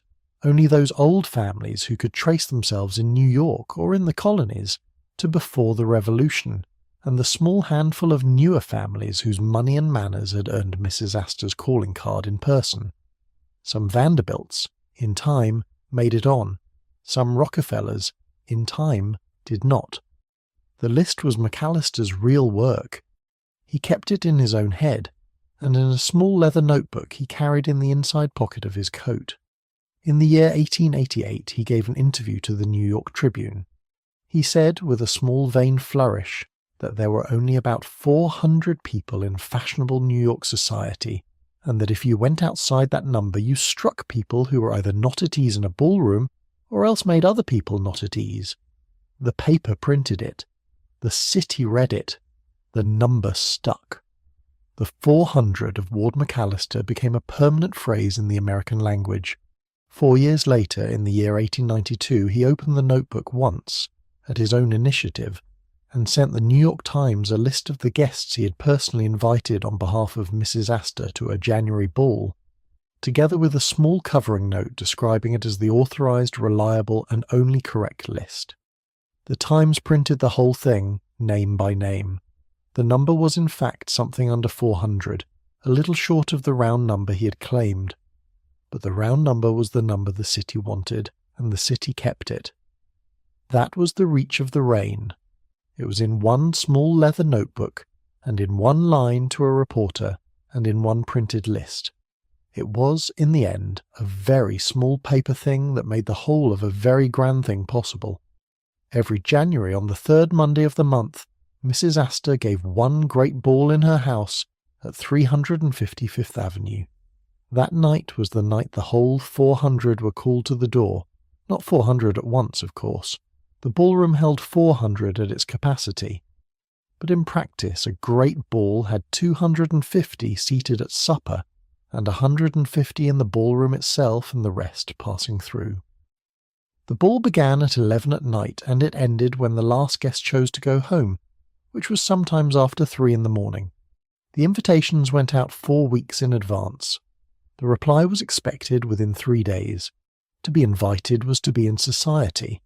Not to be invited was to be, as the Newport phrase had it, in outer darkness. The house prepared for the ball for a week. The florist came in on the morning of the ball with 20 carts. The caterers came in from Delmonico's and from Sherry's the day before with 125 extra staff, and their own plates and their own silver and their own linen and their own chairs. The stables of the coachmen of half the avenue were rearranged so that the carriages of the guests could be received and dismissed in a proper order, along 5th Avenue and back down 34th Street. Ward McAllister sat in the small pantry off the entrance hall for 4 days beforehand, with a great sheet of the ballroom laid out on a card table in front of him, moving small paper markers to and fro until every guest had a place, and no 2 guests who were not to be near each other were placed side by side. Tonight is not that night. Tonight is a small, ordinary evening in November, 4 months short of the ball. But the ball is in the house tonight. It is in the memory of every guest in the small drawing-room. It is in the empty ballroom beyond the corridor. It is in the raised dais against the far wall of that ballroom, still there, waiting. It is above all in the great full-length portrait of Mrs. Astor herself that hangs on the far wall of the ballroom, painted in Paris 5 years ago by the fashionable French portraitist Carolus Duran, said Carolus's Duran, and hung here in the summer of 1890. Come with me across the corridor. The ballroom door is open. Nobody's going to enter it tonight, but the door is open, and we can stand on its threshold in the dark and imagine it as it is on a ball night. Ward McAllister at the mantel in the small drawing-room would rather like to walk us over. Let us let him. Stand with me at the ballroom door. The corridor behind us is warm and lit. The ballroom in front of us is dark and cold. There is no fire in its great fireplace tonight. There has been no fire in that fireplace since the middle of February. The 3 chandeliers hang unlit above the polished floor. The gilt of the walls glimmers a little in the small light that reaches in from the corridor. Everything else is shadow. Now imagine the room as it is on a ball night. Wax candles are light in the 3 chandeliers and along the walls, in every silver sconce and in every silver candelabrum on every mantel and on every side table. The gilt of the walls burning, the polished floor throwing back the light, the 3 tall crystal chandeliers turning very slowly on their winter loop so that the candles in them describe small, slow circles in the air. Along the walls, silk sofas, 7 or 8 of them, upholstered in a deep gold silk, holding the older women who have come to watch. On the sofas beside them, the pretty small dogs that the older women bring. On the walls above the sofas, 4 small paintings from France in gilt frames of their own. At the 2 long ends of the room, French windows that on ball nights are curtained with tall panels of ivory silk and gold cord. At the far end of the room, on the wall opposite the ballroom door, is the fireplace. It is a great fireplace of white marble carved in a low relief of acanthus leaves. Above it hangs the portrait. It is a great tall painting of a woman in a long dark gown, standing very still, one gloved hand resting on a marble mantle. Her hair is dark and full and drawn up. A great blaze of diamonds is at her throat.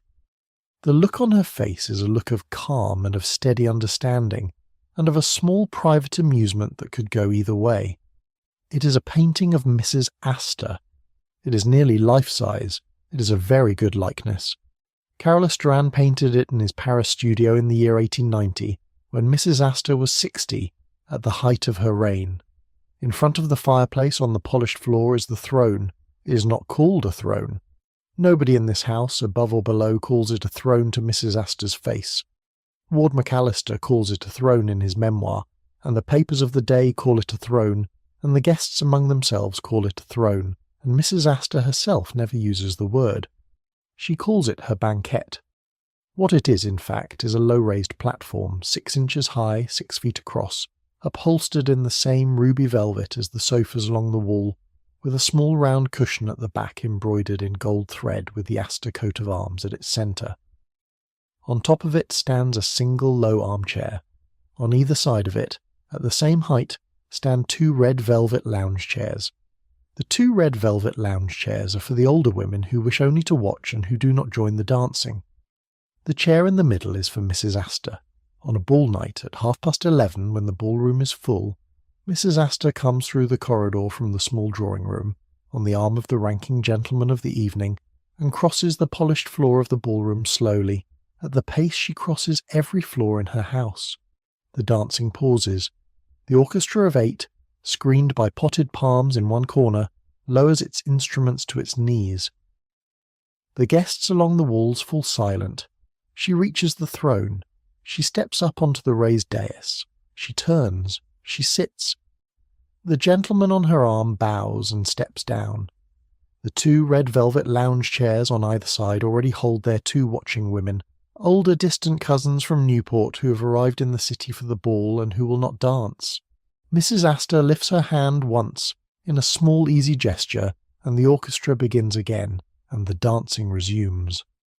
For the rest of the ball she does not move. She sits under her own portrait, dressed almost exactly like her own portrait, in black velvet and diamonds. The guests come to her. They come one at a time, or in pairs, or in small groups.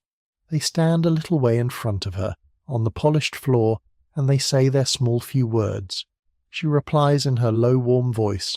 They bow or curtsy, and they step back into the dance. It is a small ritual repeated 400 times across the length of an evening. The men are asking about a mother, an uncle, a cousin. The women are asking about a wedding, a christening, a house on the avenue that is being sold. Mrs. Astor knows them all. She remembers who married whose sister. She remembers whose father built which building. She remembers the small, quiet stories that connect the 200 families of old New York to each other, backward for 80 years. The orchestra plays waltzes. It plays a lancer at 12:30, in the old style, and the room forms up in sets of 4 couples and moves through the figures. It plays a schottisch. It plays a Strauss waltz that everyone in the room has heard 100 times. The dance floor fills and empties and fills again. Along the walls, the older women turn slowly on their sofas to watch the young couples go by. On a small side table by the door, a small silver bowl of small hard-candied violets sits, and the young girls take one from it as they come in and put it in their glove. 3 chandeliers, 400 at their capacity. This is the number that names an age. Say it slowly to yourself as you settle. 400. Then the ratio behind it. 400 at the ball, and one small, quiet Georgian in a Fifth Avenue coat down the hall who kept the list. 400 at the ball, and one small, quiet woman on a raised dais under her own portrait. 400 at the ball, and 18 resident servants and 125 caterers in a house that had, on any other night of the year, room enough only for the widow and her 20 at dinner. At midnight, the doors at the side of the ballroom open. 2 footmen in green plush stand at each, holding the doors back to their full width. Beyond the ballroom, in the picture gallery, the supper has been laid. The dancers pause. The music softens. The guests turn in small pairs and begin to cross the ballroom floor toward the open doors. Mrs. Astor rises from her chair. Her Van Rensselaer of that night comes back across the polished floor to her elbow. She lays her hand on his arm, and in a slow, easy tide she and the 400 of her ball move together from the ballroom into the picture gallery, where the deep red damask of the walls glows in the light of 100 more candles, and the supper waits. The picture gallery of 355th Avenue is one long high room at the very back of the house, along the wall that faces the garden. Its walls, floor to ceiling, are hung in a heavy damask of the deepest red. On the walls, in gilt frames, are the paintings the Astors have brought back from Europe over the past 20 years. There are old masters, small ones, a Dutch landscape, a Flemish interior. There are Barbizons, larger, a great forest scene, a small dawn in a heavy carved frame, a ploughman at his work. There are 2 English full lengths of an 18th century Astor cousin and his wife. The paintings are hung close, one above the other, in the manner of a 19th century gallery, so that no square foot of the deep red damask is left uncovered. This is the way a great house of this era shows its pictures, every inch a picture. The gallery is lit tonight, on this ball night in memory, by tall silver candelabra set on small round marble-topped tables along the walls, and by 4 hanging chandeliers of bronze and glass on winter loops from the ceiling. In the light of the candles, the deep red damask on the walls seems to breathe. The gilt of the frames glows. The paintings themselves stand out from the red like small warm windows into other lives, other landscapes, other centuries. The supper is laid on 8 round tables, and 1 long central table set the length of the gallery. The linen is the deepest cream, the plates are silver or gold. The Astor gold service, kept in the wall vault below the pantry, has been brought up for tonight. There are golden plates for the main courses and small silver plates for the fruit and the ice. The glasses are crystal, thin and clear, engraved with the Astor coat of arms at their base. The napkins are so thick they stand up on their own in the shape of small tulips at every place. Down the length of the central table, the caterers' men have laid out the standing dishes. A cold consomme in small, delicate cups. A whole poached salmon, laid on a bed of dressed cucumber, glazed with a clear aspic in which small chips of black truffle have been suspended. A great cold ham glazed with a pale honey jelly. A galantine of chicken. A terrapin stew in a great tureen, kept hot over a small silver spirit lamp. A dish of oyster patties, small pastries filled with oysters in a cream sauce, kept warm on a bed of hot pebbles under a silver cover. A joint of cold roast beef sliced thin. A saddle of cold mutton. Sweetbreads in aspic. Pigeon in aspic. A dish of small hot cakes brought up from the kitchen every 20 minutes by 2 footmen on a small silver tray, so that the cakes are always hot, always fresh, always warm to the hand. A great silver bowl of hot chocolate, thick and dark, with small silver cups beside it. Wine, champagne in silver ice buckets at every table, and the flowers, pyramids of citrus fruit banked with mounds of orchids, roses, apple blossom, azaleas, in tall silver dishes down the centre of every table. The scent of the flowers and the food and the wax candles and the 200 bodies fills the whole gallery. The caterers themselves are everywhere. There are 125 of them in the house tonight. 60 are footmen fitted this afternoon into hastily made Astor livery. 20 are the plate men who count the gold service in and count it out. 15 are the flour men, who have been in the house since 6 in the morning. 10 are the chefs of the caterer, moving between the pantries downstairs and a small warming room set up in a corner of the picture gallery itself, behind a screen. 20 are the porters who carry things in and out, and the wine stewards, and the small quiet man in a plain black coat whose only job for the night is to stand near the wall and count the guests as they come in and as they go out, and to keep the count of 250 always in his head. The 250 at supper are, at this moment, moving from table to table with plates. There is no fixed seating for supper. There is no procession into supper. Every guest chooses a table or a small standing group. Some of the older women take a small plate and go back to a sofa in the ballroom and sit and eat quietly there. Some of the younger couples stand at the long central table and take a little of everything and eat it standing up. Some go into a small anteroom off the gallery that has been set up as a smoking room for the men and eat there. The whole 250 are fed in an hour. The staff of the house are at this hour in 3 places. Half of the resident staff are up here in the gallery working with the caterers. Half are downstairs in the pantry and the scullery, receiving what comes back down and washing it and sending it up again. In the small warming room behind the screen at the end of the gallery, at the small folding table set up for them by the caterers, the chef of the house and the caterer's own chef are standing side by side, in white jackets, tasting a small spoonful of the terrapin stew from the tureen on the sideboard, exchanging a small nod. They agree, the stew is right. Mrs. Astor herself at supper does not eat. She takes a small plate, mostly to hold it, and moves among the guests. She stops at each table. She says one small word. She smiles the small private smile. She moves on. Ward McAllister is at her elbow. He's telling her, in an undertone, the names of any young guests who have been added to the list this year for the first time, and who ought therefore to be marked by a word from the hostess. She marks them. Somewhere in the middle of the hour, the small silver bowl of hot chocolate is refilled from the pot the chef has sent up. The small hot cakes come up in another tray. A great fresh dish of oyster patties is brought in and laid down on the central table. The caterers move like a slow, small ballet. Above the ballet, on the deep red damask, the paintings hold their walls, and the 200 candles burn very slowly down. At 1:30, the first of the guests begin to think of home. Mrs. Astor returns to her throne in the ballroom without any fuss, and receives the small farewells one at a time as the guests come to her before they go. The porter at the front door begins to call up the carriages by the number that has been chalked on a small blackboard on the wall behind him. By 3 in the morning the last carriage has rolled away. The house begins to close. That was a ball night. That was the rain at its greatest concentration.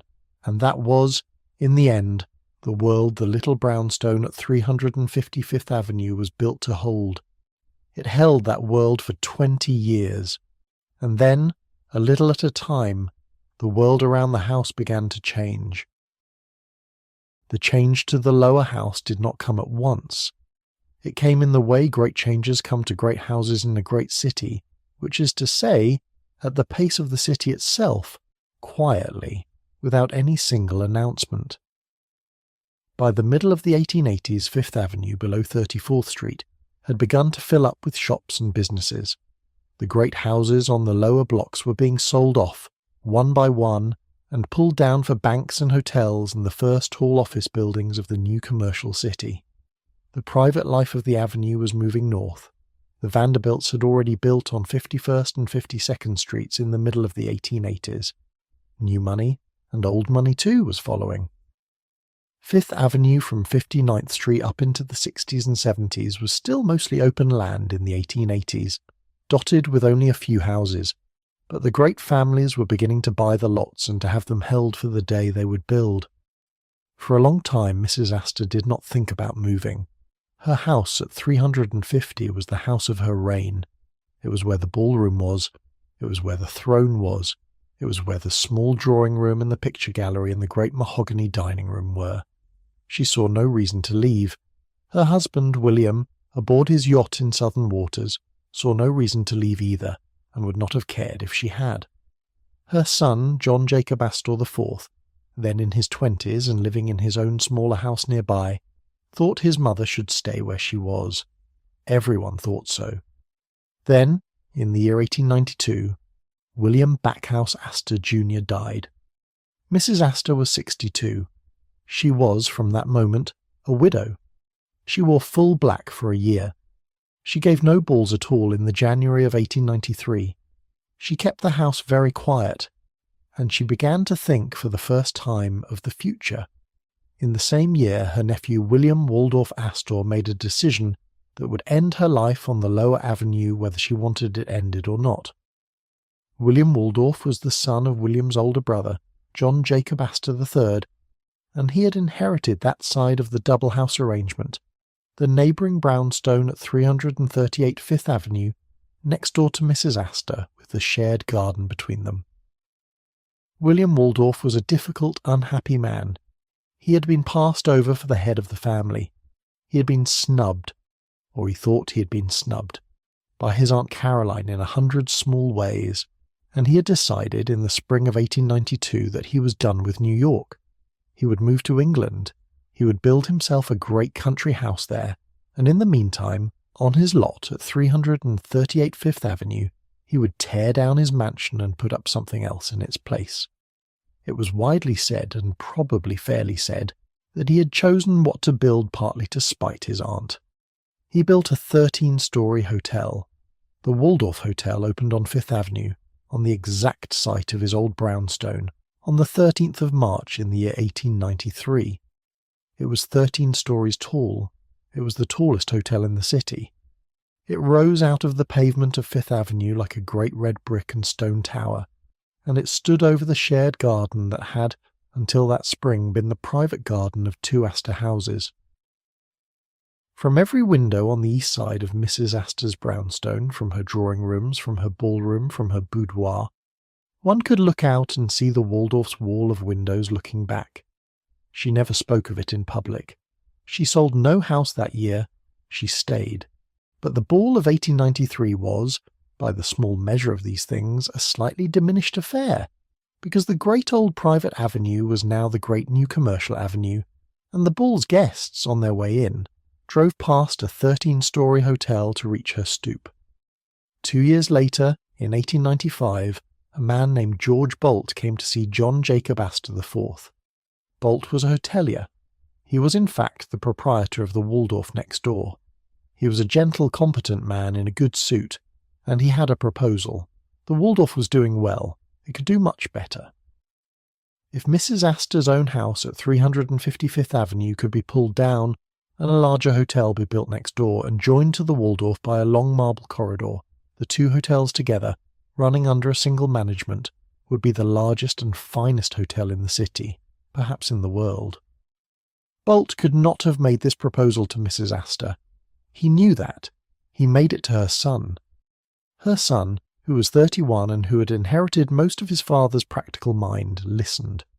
He asked his mother. She said yes. She said yes without a great deal of ceremony. She said yes because Fifth Avenue below 34th Street was not the private avenue of her reign anymore. She said yes because a new house was already being designed for her at the corner of Fifth Avenue and 65th Street by Richard Morris Hunt. She said yes because the ballroom of the new house would be larger than the ballroom of this one. She said yes because it was time. The lower house was pulled down in the middle of 1895. The Astoria Hotel, 13 stories, was built in its place, joined to the Waldorf next door by the long marble corridor. Together they became the Waldorf Astoria, one of the most famous names of that decade in America. Mrs. Astor moved uptown with her son.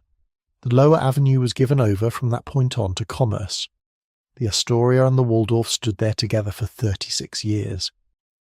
Then, in the year 1929, they were pulled down themselves, both of them together, and the whole block was cleared to make room for a new building of great height that would be finished in 1931, and that would be called the Empire State Building.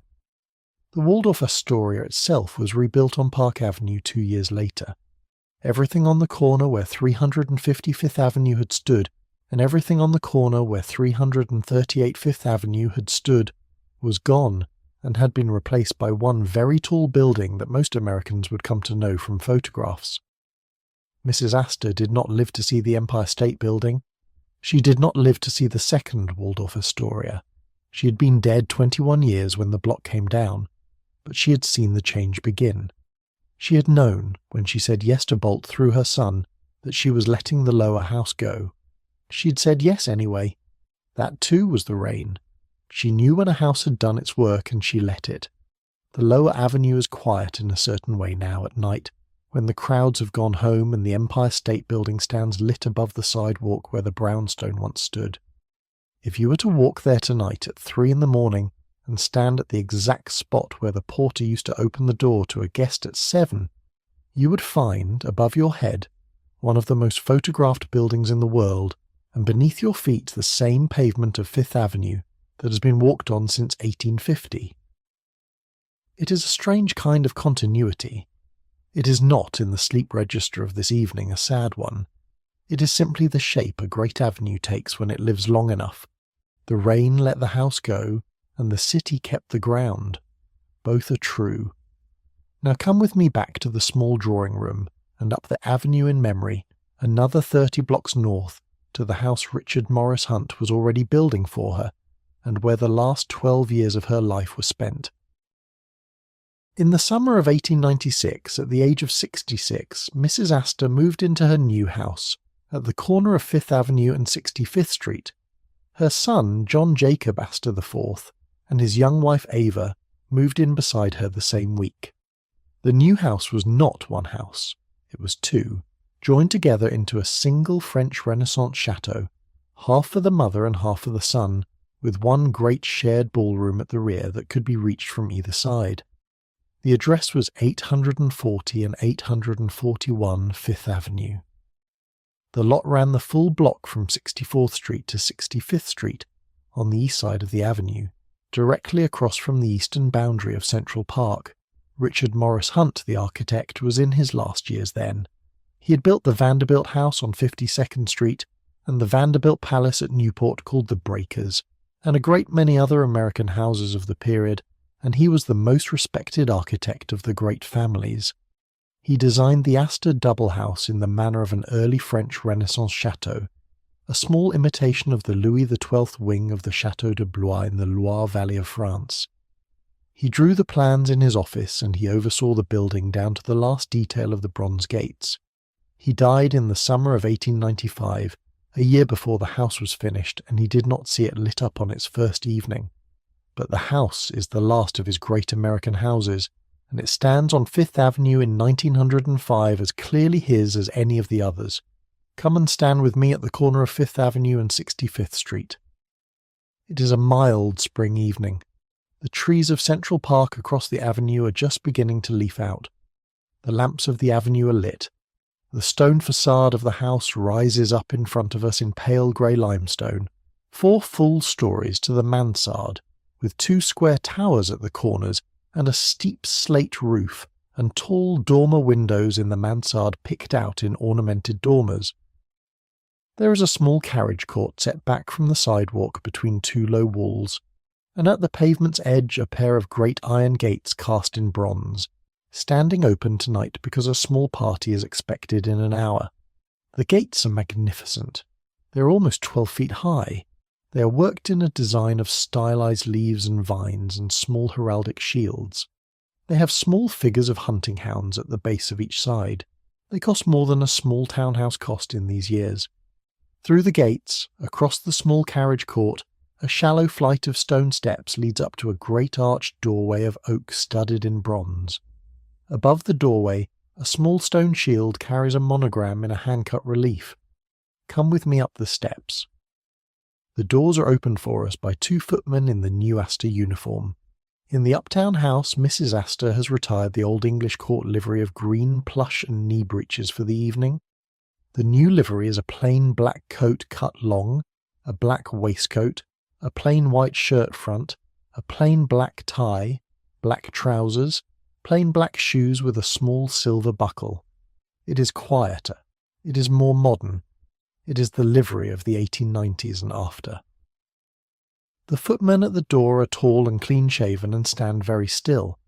Inside we come first into a glass-domed entrance hall. Look up. Above us, 20 feet up, a great oval dome of stained glass admits the last of the evening sky in soft colours, blue at the centre, gold at the edges, small panels of ruby at the corners. Below the dome, a floor of polished white marble in a black diamond pattern, an echo of the pattern in the lower house.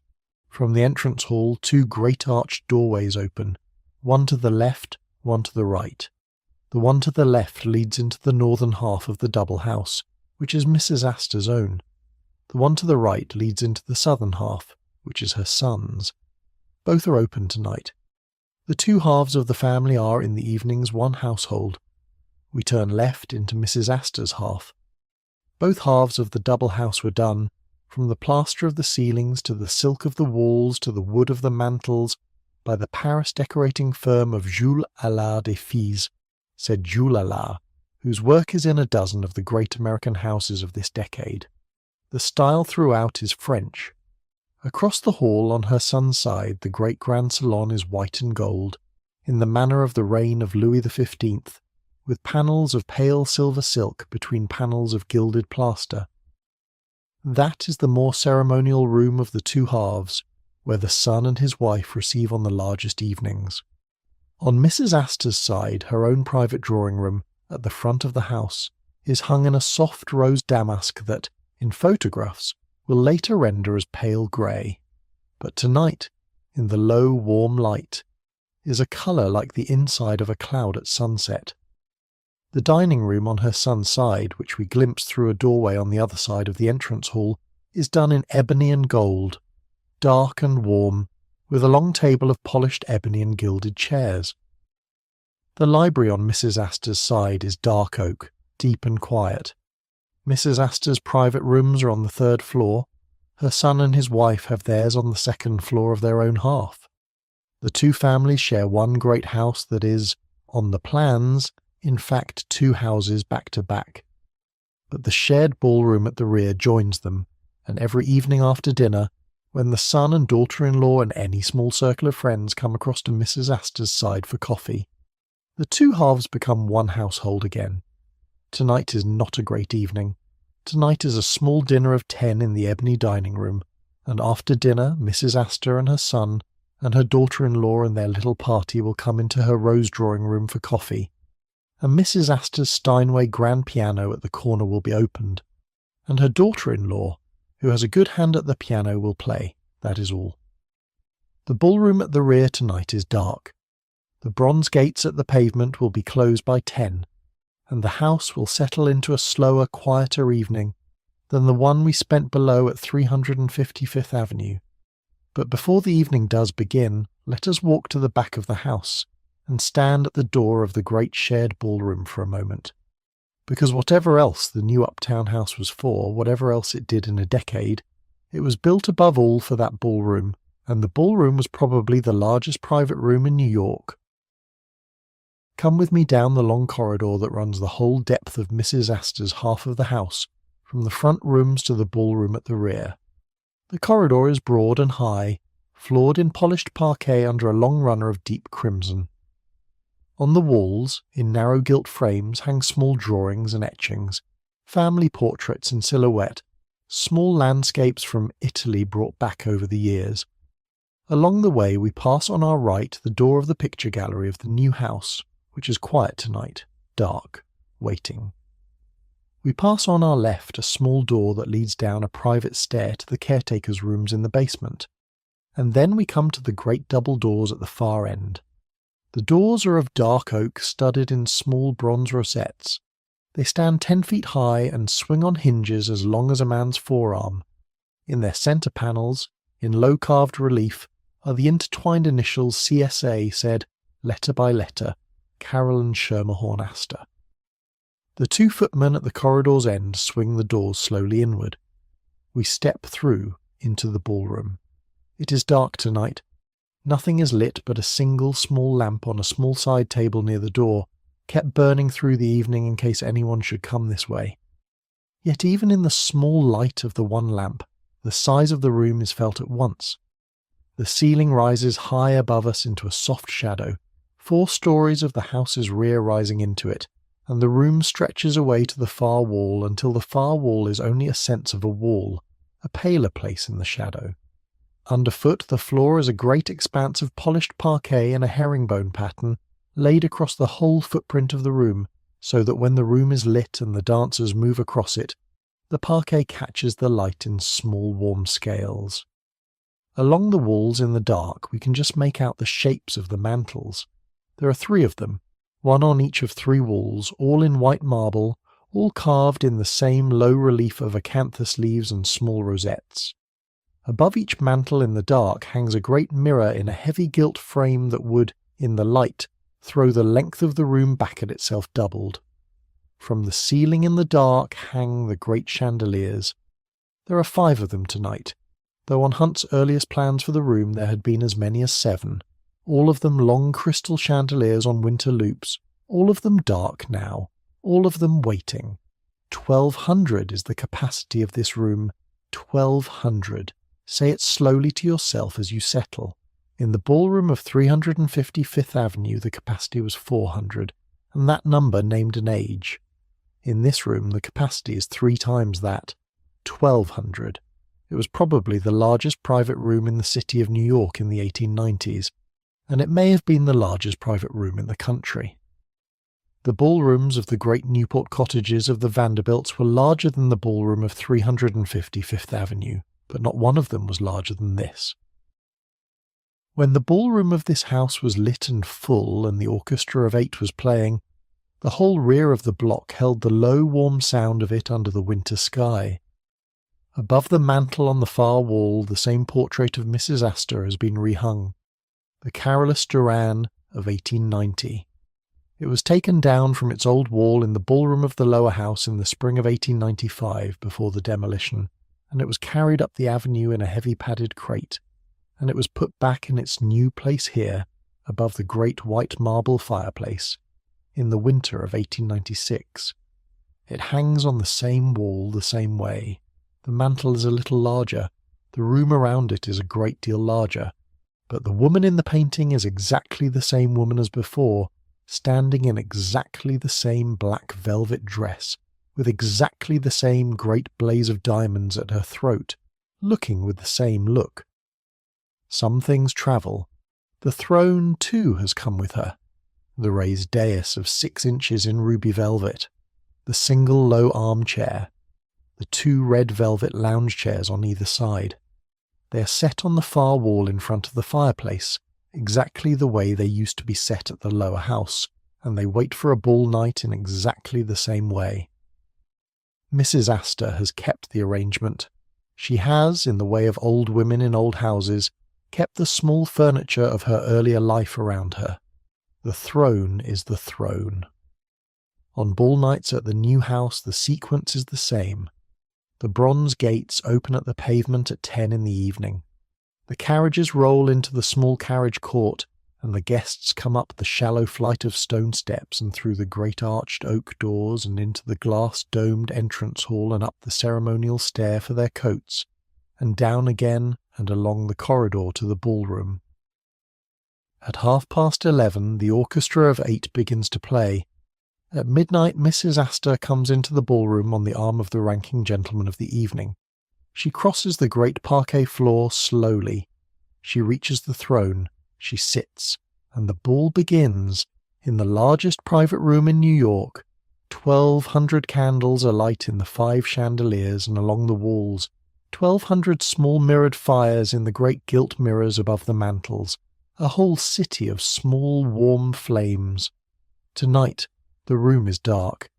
The 5 chandeliers hang unlit. The mantels are cold. The throne is empty. The portrait above the far mantel is only a shape in the shadow. In a little while we will let the double oak doors close, and we will turn and go back along the corridor to Mrs. Astor's rose drawing-room, and we will sit with her and her son and his wife for a small quiet coffee, and after that we will come back down the avenue, in memory to the lower house one last time, and we will begin the closing of it for the night. Whichever house we hold in our mind, the closing of the house is the same. The lamps go down one by one, the doors are locked one by one, the keepers take up their posts, and that is what we are going to spend the rest of the night in. Let us go. We are back in the lower house now at 355th Avenue, on a small ordinary evening in the winter of 1895.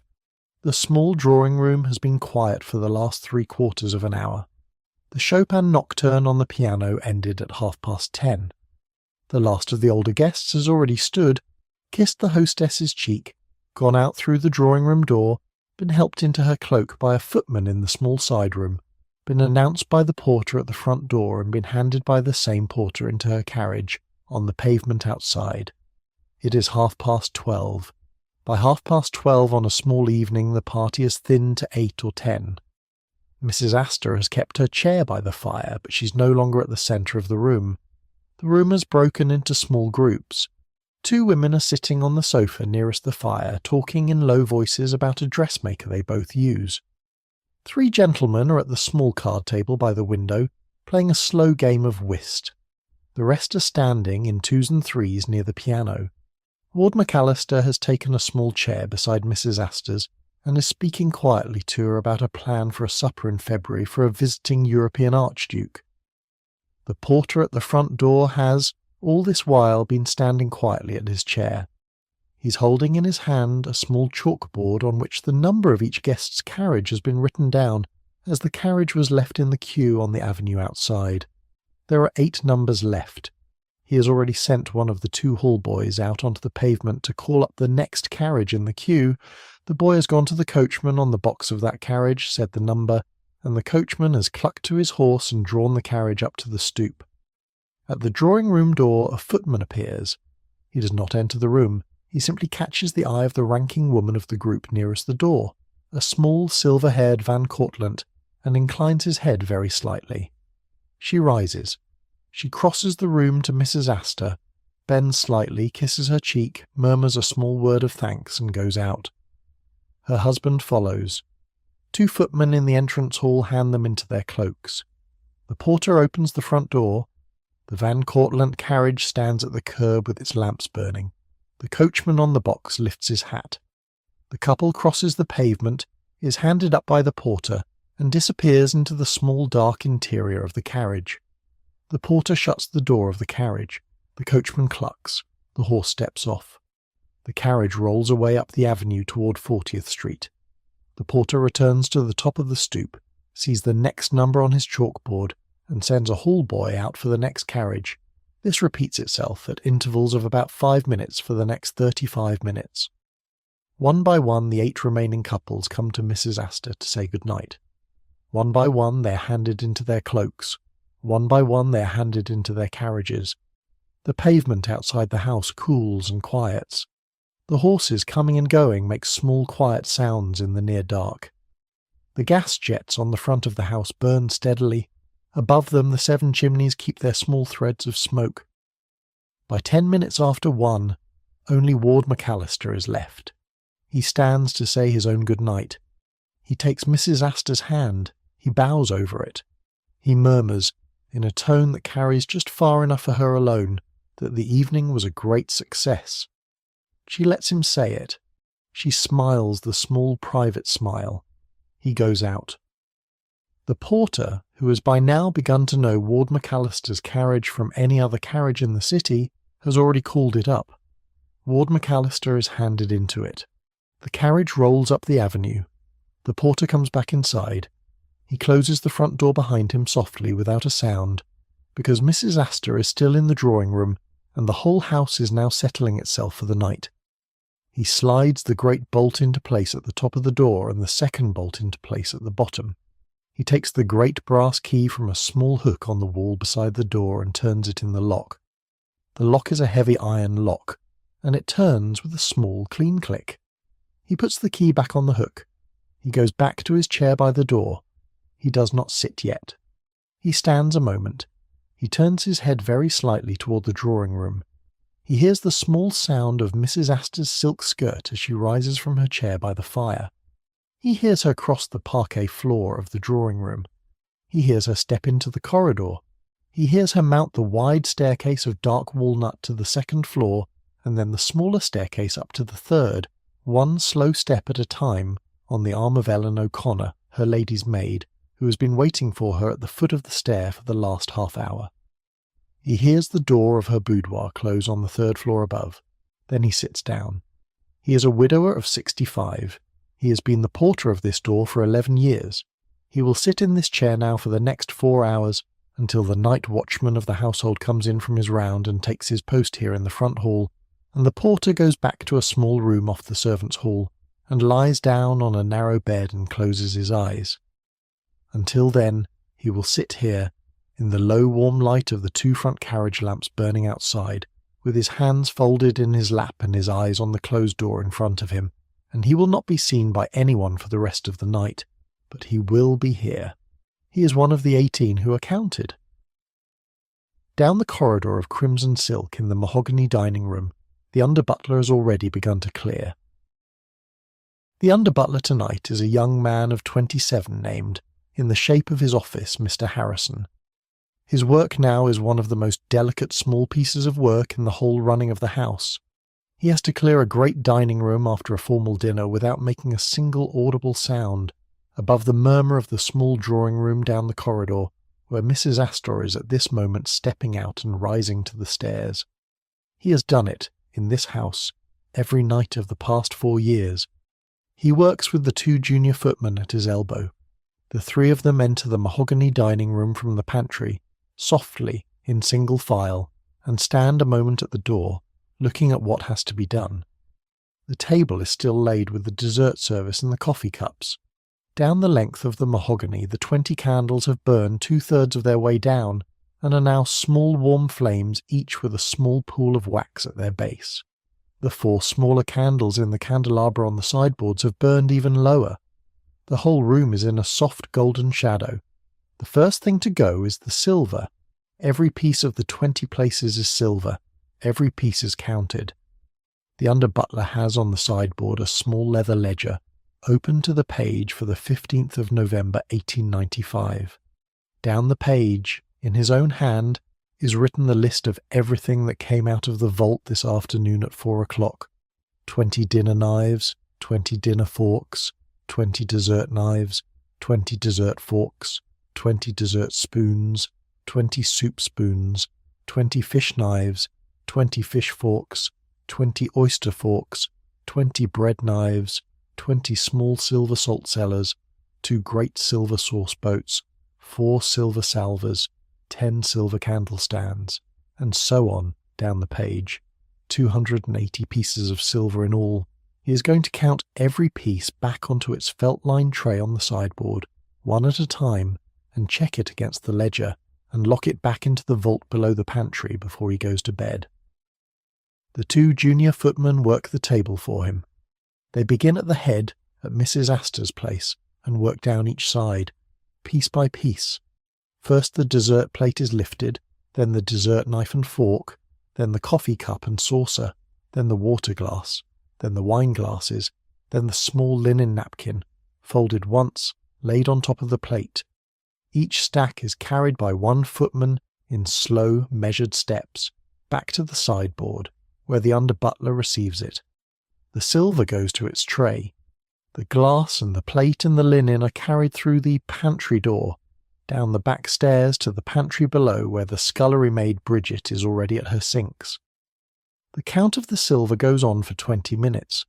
The under-butler moves down his ledger with a small silver pencil, ticking as each piece is set on its tray. 20 dinner knives, 20 dinner forks, 20 dessert knives, 1, 2, 3, and up to 20. 20 dessert forks. When a piece is set in its tray, it does not make a sound. The trays are lined in a soft dark green felt. The silver settles into the felt with the smallest whisper.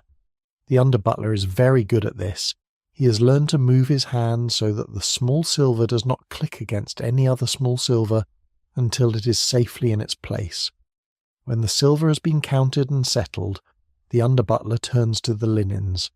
The great damask cloth of the deepest cream is lifted off the mahogany by the 2 footmen at once, one at each end, and folded in the air along its long dimension, and folded again, and carried across the room to a folding table set against the wall where it is laid down for the laundress to collect in the morning. Beneath the cloth, the mahogany itself is beautiful, dark and warm and polished, and the surface of it is completely clean and undisturbed, because the finest table linens of the 1880s are laid over a soft cotton felt underneath, and no wine or gravy ever reaches the wood. The candelabra on the sideboards are extinguished. The under-butler takes up a small brass snuffer with a long handle, walks the length of the sideboard, and drops the small cone of the snuffer over each of the 4 candles in turn. Each candle goes out with a small breath of smoke that rises straight up in the still air. He does the same for the 4 smaller candles in the centre of the table. 8 small warm flames turn to 8 small threads of smoke, one after another, quietly, room emptying of its light one small motion at a time.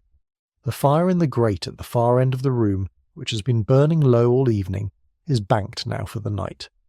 The under-butler takes the iron shovel from beside the hearth and breaks the coals up gently with the back of it, and then draws a heavy blanket of dry ash from a small brass box on the hearth and heaps the ash carefully over the broken coals. Under the ash the coals will keep their warmth all night. In the morning the housemaid will pull the ash back with the same shovel and reveal the coals still glowing, and lay a small fresh piece of wood on them, and the fire will come up again in 10 minutes without a match. That is the banking of a fire. It is one of the small quiet miracles of a great house in the 1880s. By the time the under-butler has finished the banking, the room is dark except for 2 low gas jets on the walls, which he now turns down as well, one at a time with a small brass key. 2 soft, warm patches of gaslight go to a bare glimmer, and then out. The room stands in the dark. The mahogany catches only a distant reflection from the corridor beyond. The white damask on the folding table gleams a little.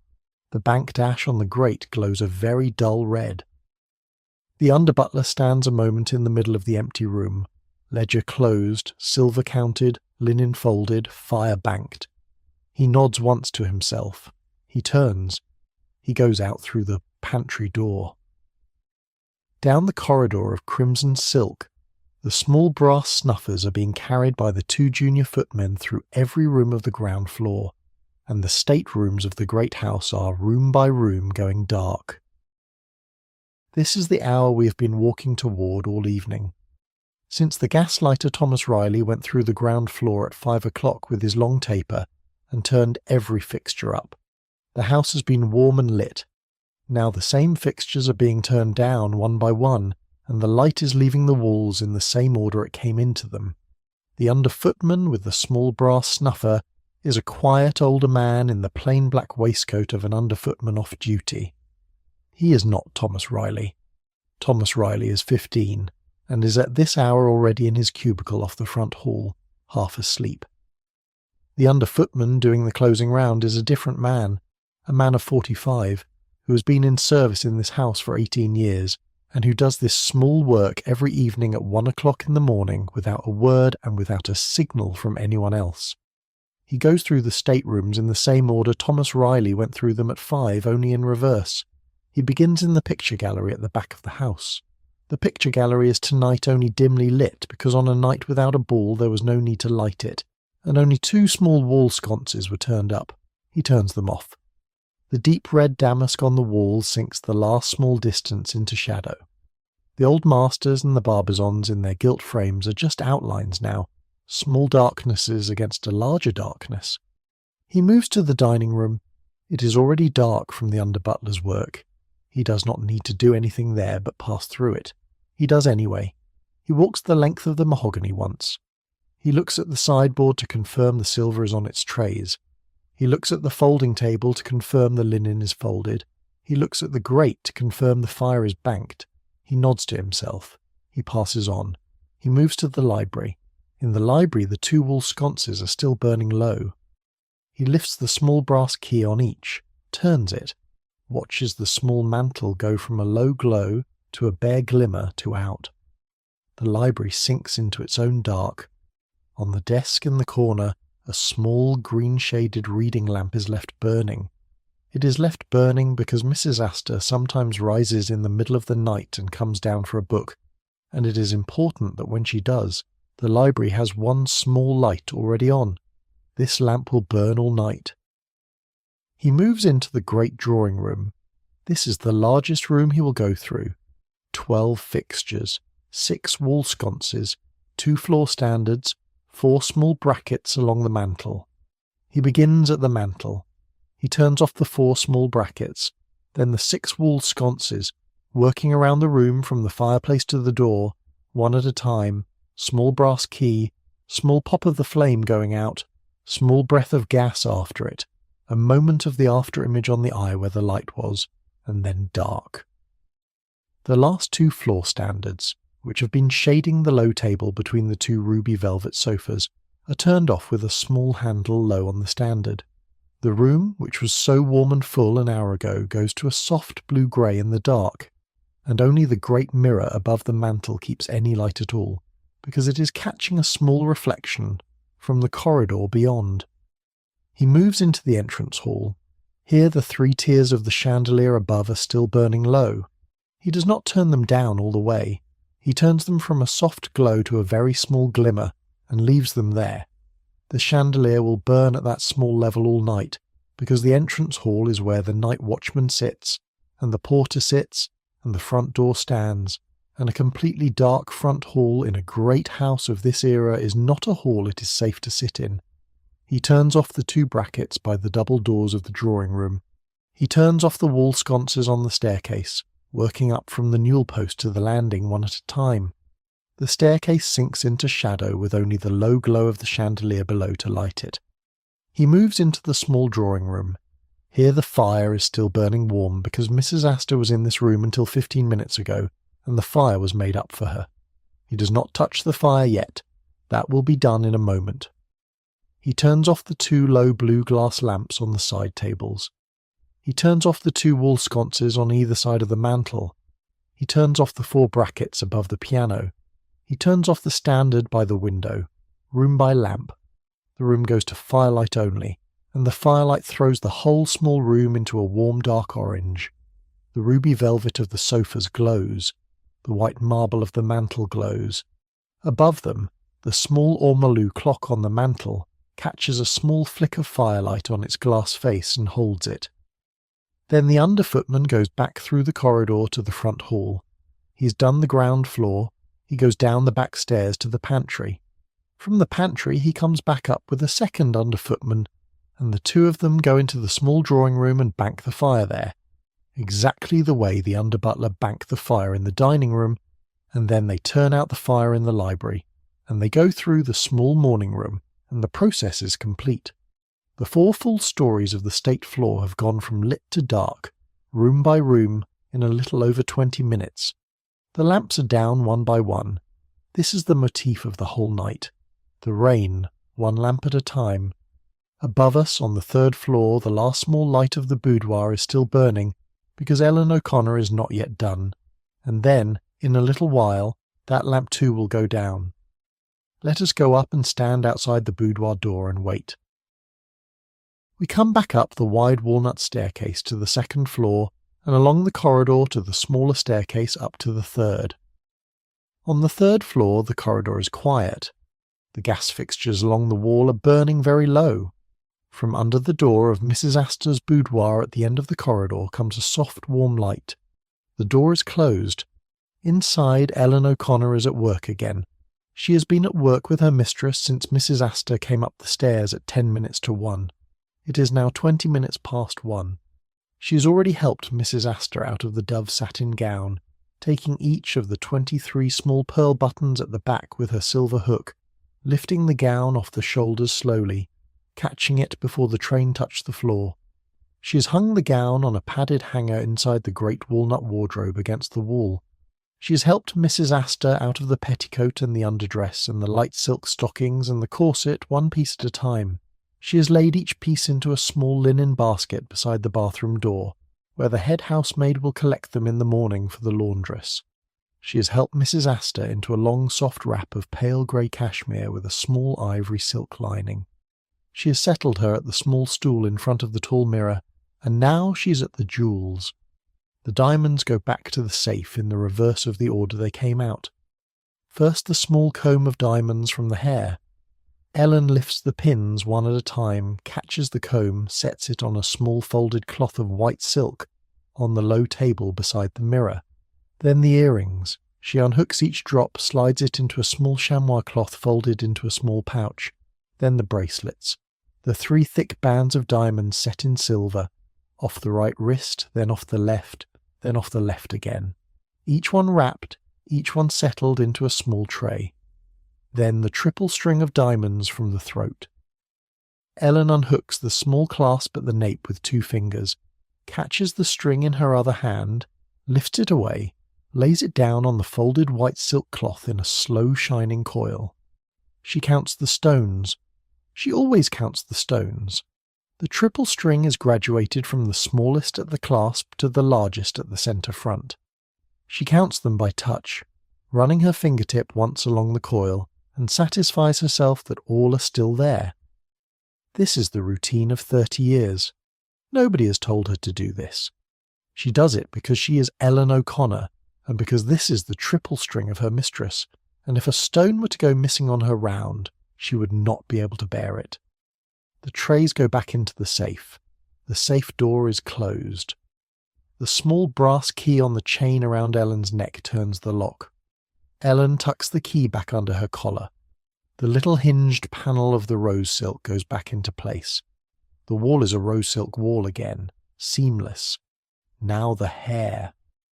Ellen takes the pins out one at a time and lays each pin into a small china dish on the low table. The hair falls slowly down over Mrs. Astor's shoulders, dark, thick still at 65, only a little grey at the very front.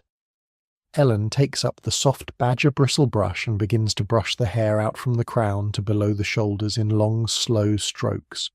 She counts them under her breath. 1, 2, 3. The strokes are unhurried. Mrs. Astor's eyes are closed.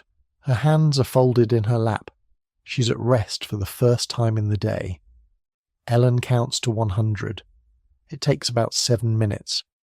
When she's done, she gathers the hair loosely at the back, ties it once with a small ribbon of dark silk, and lays it over Mrs. Astor's shoulder. Mrs. Astor opens her eyes. She looks at Ellen in the mirror. Their eyes meet in the glass for a moment. There is nothing to say. Ellen inclines her head very slightly. Mrs. Astor's mouth softens. Ellen helps her mistress rise from the stool. The two of them cross the small room to the bed. The bed is a 4-poster of dark mahogany, with a low headboard and a high canopy of pale ivory silk. The bed has already been turned down for the night. The white linen sheet is folded back in a neat triangle at the top. The pale grey cashmere blanket is folded across the foot. The pillow is a great white pillow of goose down standing up against the headboard. On the low mahogany table beside the bed, a small carafe of water and a small round tumbler, a leather-bound Bible, a small round electric reading lamp on a small brass base with a rose-coloured shade. The lamp is not turned on tonight. In the boudoir here in the lower house, the reading lamp is a small gas lamp on the wall, and Ellen will turn it out in a moment. Mrs. Astor slips out of the pale grey wrap into a plain white nightgown that Ellen holds up for her. She sits down on the edge of the bed. She swings her feet up. Ellen draws the linen sheet up over her and the cashmere blanket and a light silk quilt at the top. Ellen folds a small shawl and lays it over her mistress's feet. The fire in the small grate across the room is glowing warm. The gaslight in the boudoir is turned down to a bare glimmer. Ellen crosses back to the door. She hesitates a moment. She looks over her shoulder at the bed. Mrs. Astor's eyes are already closed. Her breathing has already slowed. Ellen turns the small brass key of the last gas jet. The boudoir goes dark except for the small warm patch of the banked grate. Ellen steps out. She closes the door behind her without a sound. She stands a moment in the corridor with her hand still on the knob. Then she turns and walks softly down the corridor to her own small room next door, and she goes in, and she closes her door too.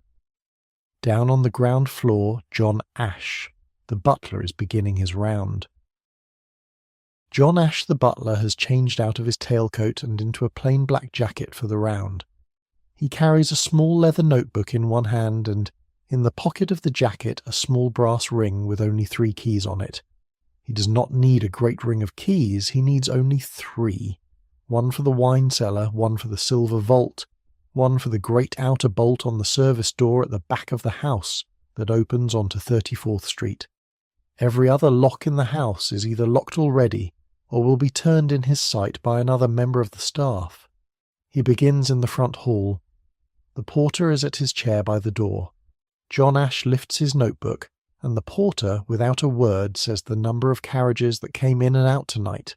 20 in, 20 out. John Ash notes it. He then walks slowly around the entrance hall and checks the front door. Bolted, top and bottom, key turned. He checks the 2 small side windows in the small side room where the wraps were hung. Latched, shuttered. He checks the door of the small side room, locked. He tucks his notebook against his side and moves on. He goes into the small drawing room. He walks the 4 walls slowly. He checks each of the 4 windows on the avenue side. Latched. Inner shutters drawn. Curtains closed. He walks past the piano, past the 2 ruby velvet sofas, past the small card table by the window. He looks at the fire in the grate, banked. He nods. He goes across the corridor into the great drawing room. He checks the 6 windows here. Latched. Shuttered. Curtained. He looks at the mantel. Snuffer in its small brass holder, replaced by the under footman. He looks at the sofas. Cushions plumped. He looks at the small tables. Ashtrays cleared. He nods. He goes into the library. The reading lamp on the desk in the corner is still burning, its small green shade glowing softly. He does not turn it off. He walks the 4 walls of the library. 2 windows, both onto the garden, latched, shuttered. He looks at the bookshelves. He looks at the small side table where the newspapers were laid out for the guests. He walks past the great globe of the world in its wooden stand in the corner. He nods. He goes into the mahogany dining room. He does not need to check it. The under butler has already done it. He checks it anyway. Windows latched, shutters drawn, sideboards clean, silver on trays, fire in the grate banked. Every one of the 20 small dessert forks is in its felt-lined slot on the sideboard tray. He counts the trays, 4 of them on the sideboard. He does not open them. He knows they are right. He nods. He goes into the picture gallery. The 200 candles that would have been burning in this room on a ball night are not burning tonight because there was no ball, and the room stands dark. He walks its length once. He looks up at the 4 hanging chandeliers on their winter loops. He looks at the walls. He looks at the small door at the far end that opens onto the ballroom, locked. He turns and walks back. He comes back into the corridor. He walks the whole length of it once. He looks at the small brass wall sconces on either side of every doorway, all turned to a very low glimmer, as they should be. He looks at the parquet floor, swept. He looks at the small silver tray on the hall table for tomorrow's mail, empty. He looks at the great mirror opposite the staircase. He sees himself in it for a moment. A tall man in a plain black jacket with a small leather notebook against his side, in a corridor of crimson silk at 1:30 in the morning, and the reflection meets his eyes very briefly and looks away. He goes up the wide walnut staircase to the 2nd floor. He does not go into any of the rooms on this floor. He walks the corridor. He checks the door at the end of the corridor that opens onto the back stairs. Closed. He looks at the small window at the far end of the corridor. Latched. Shuttered. He turns and comes back down. He comes down to the ground floor. He walks past the porter one more time. The porter is in his chair with his hands folded in his lap. He does not look up. John Ash lays his notebook down on the small hall table, sees that every room is ticked, closes the notebook, tucks it into his jacket pocket and stands a moment in the front hall with his hands loosely folded in front of him. The clock in the entrance hall strikes 1:30, in 3 notes, softly. The porter does not lift his head. John Ash lifts his very slightly at the 3rd note, as if acknowledging it, and then lets it settle back. He turns and steps into the entrance hall proper. In the corner, in a small chair beside the door of the small side room where the wraps were hung, a man has just come in from the small door beside the porter and taken his post there. He's a shorter, older man than John Ash, in a plain dark coat with a small brass buckle on a wide leather belt at his waist. From the belt hangs a small polished brass clock the size of a large pocket watch on a short chain. He carries a small dark lantern in his other hand. He does not speak. He nods once to John Ash. John Ash nods back. The porter, in his chair, does not stir. This is the night watchman. He has been in the small room at the back of the servants' hall all evening waiting. His round is about to begin. John Ash goes past him, softly, up the back stairs, to a small door on the second-half floor and to his own small panelled room. He closes the door, and the ground floor of the great house from the front door to the back is now held by 2 men only, the porter in his chair, and the night watchman, standing quietly in the corner of the entrance hall, about to take the first step of the first check of his round. The night watchman is named, in the honest shape of the office, Michael Conlon. He is 52 years old. He was born in Sligo. He came over as a boy of 10 with his mother and 2 sisters. He spent his working life to the age of 40 as a policeman in the 19th precinct, which covers this part of Fifth Avenue. He knew every doorman on the avenue by name. 2 years ago the police pension took him at last, and John Ash, who had known him at the door of the house on ball nights for a decade, offered him the post of the night watchman here at 350. He took it gladly. He's glad to be inside on a winter night. He's glad to be paid a small, steady wage. He's glad to be trusted. He does not need a plan of the house. He knows it. He has memorized the round in the way a good policeman memorizes a beat. He begins at the front door. The dark lantern in his hand has a small shutter of blackened tin that lets him direct the light forward and no other way. He opens the shutter a quarter turn. A small patch of warm yellow light falls onto the floor at his feet. He steps forward. He walks softly across the marble in the black diamond pattern of the entrance hall to the door of the great drawing room. He lifts the small brass punch clock at his belt in his free hand.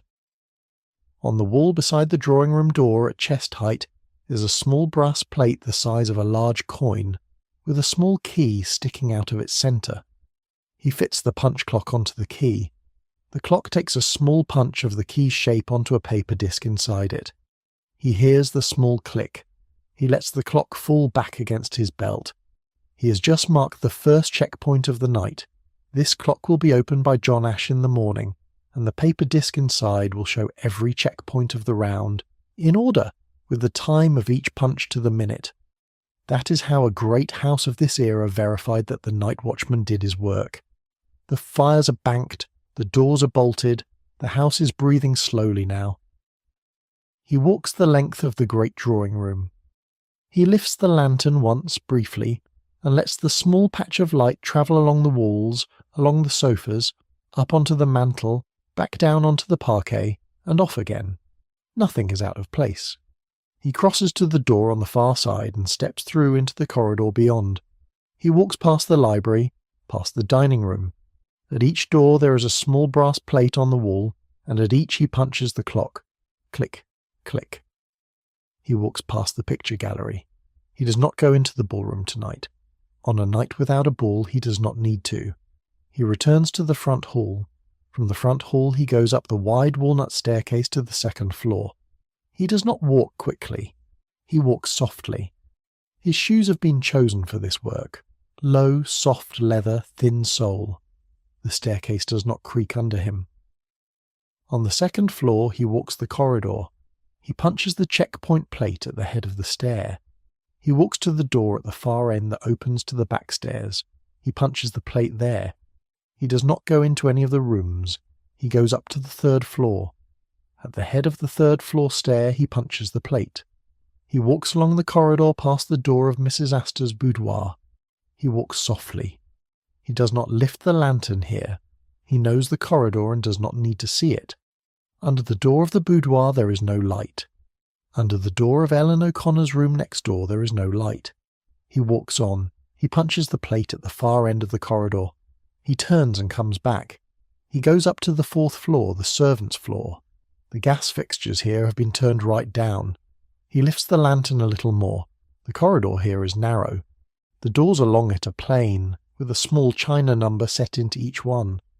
Behind them the resident staff of the household are settling into sleep on their narrow beds. The 2 hall boys share one room. The 2 under housemaids share another. Ellen O'Connor and the head housemaid have their own rooms. The 2 ladies' maids' rooms are back near the boudoir. The chef sleeps in his own small room off the kitchen below, because he does not want to climb 4 flights every night. The 4 footmen have their 2 shared rooms up here. He punches the plates along this corridor, click, click, click. Down again, 1 soft flight at a time. back through the third floor, the second, the ground, the pantry, and down to the cellar. At the head of the cellar stair he punches one final plate. Then he comes back up to the entrance hall and sits down in his small chair by the wraps room door. He sets the dark lantern on the floor beside him and closes its shutter to a bare hair of light. He folds his hands in his lap. He will do this round again at 4:12. He always does it at 4:12. He has done it at 4:12 every night for 2 years.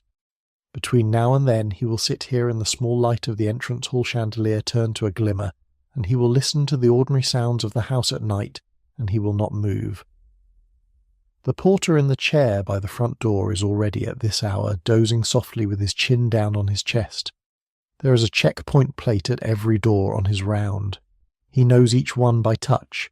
He could do the round in the dark, and sometimes, when he wants to save the small oil in the lantern, he does. On those nights he shuts the lantern's shutter to a hairline, feels his way along the wall by his left hand, and finds each brass plate by the small raised bump at its edge. He can do the whole round that way in the same 12 minutes it takes with the lantern open. It is the sort of small competence that a man builds up in himself over 2 years without meaning to, and that no one else in the house will ever know about. Michael Conlon's own family is in Yorkville, in a small apartment on 2nd Avenue, 4 blocks from the police station where he used to work. He sees his wife on Sunday afternoons. He walks the 10 blocks up from 5th Avenue to their apartment in the light. She makes him a hot dinner. He walks back at 7 in the evening to be at his post here by 9. He does not mind the walk. He does not mind the hours. He is 52, and he is warm, and he is trusted. The fires are banked. The doors are bolted. The house is breathing slowly now. Down in the cellar at 10 minutes past 2 in the morning, Patrick Nolan is not asleep. He is not asleep because it is a winter night in New York, and it is 22 degrees on the pavement outside, and the great furnace in front of him has to be fed every 40 minutes until dawn, or the staterooms above him will grow cold, and the pipes in the walls will grow cold, and Mrs. Astor, 2 floors above, will wake in the small hour and reach for the small carafe on her bedside table, and the water will taste cold on her tongue in a way it should not, and Patrick Nolan will not have that. The cellar is a large low room with brick walls whitewashed to a pale grey, and a floor of packed clay covered by a wooden platform that lifts the walking level 6 inches above the earth. Down at the far end stands the furnace. It is a great black iron thing, the height of a man, cylindrical, with a heavy iron door on the front and a black iron flue rising out of the top that carries the smoke and the gases up through the 4 floors of the house to the tallest of the 7 chimneys. On either side of the furnace, low against the brick wall, run the great iron pipes that carry the hot steam up to the radiators in the staterooms and the family bedrooms and the bathrooms. On the wall behind him, on wooden pegs, hang 3 pairs of heavy leather gloves, a scraper, a rake, a pair of long tongs, and a small brass oil can. Patrick Nolan is sitting on a low wooden stool in front of the furnace with a small enamel mug of tea in his hand. The mug is warm. The tea is strong. He drinks it slowly. On the small wooden table beside him is a plate with 2 thick slices of bread and butter and a small piece of cheese. The kitchen maid, Bridget's older friend, left the plate for him when she went up to bed at midnight. He has eaten half of it. He will eat the other half at 4 in the morning. Every 40 minutes he sets down the mug, stands, walks the 4 steps to the front of the furnace, lifts a heavy leather glove off its peg and pulls it on, and opens the great iron door. The door swings back with a small quiet groan, and a rush of warm air comes out at his face. Inside the belly of the furnace is a great mound of glowing coal, red and orange and yellow at the top, deep red beneath. He takes the long iron rake from its peg and rakes the ash down from around the coals and into the pit below. He takes the scraper and scrapes the clinker from the sides. He takes the long tongs and pulls out one particularly large clinker that has formed and drops it into a metal bucket beside the furnace.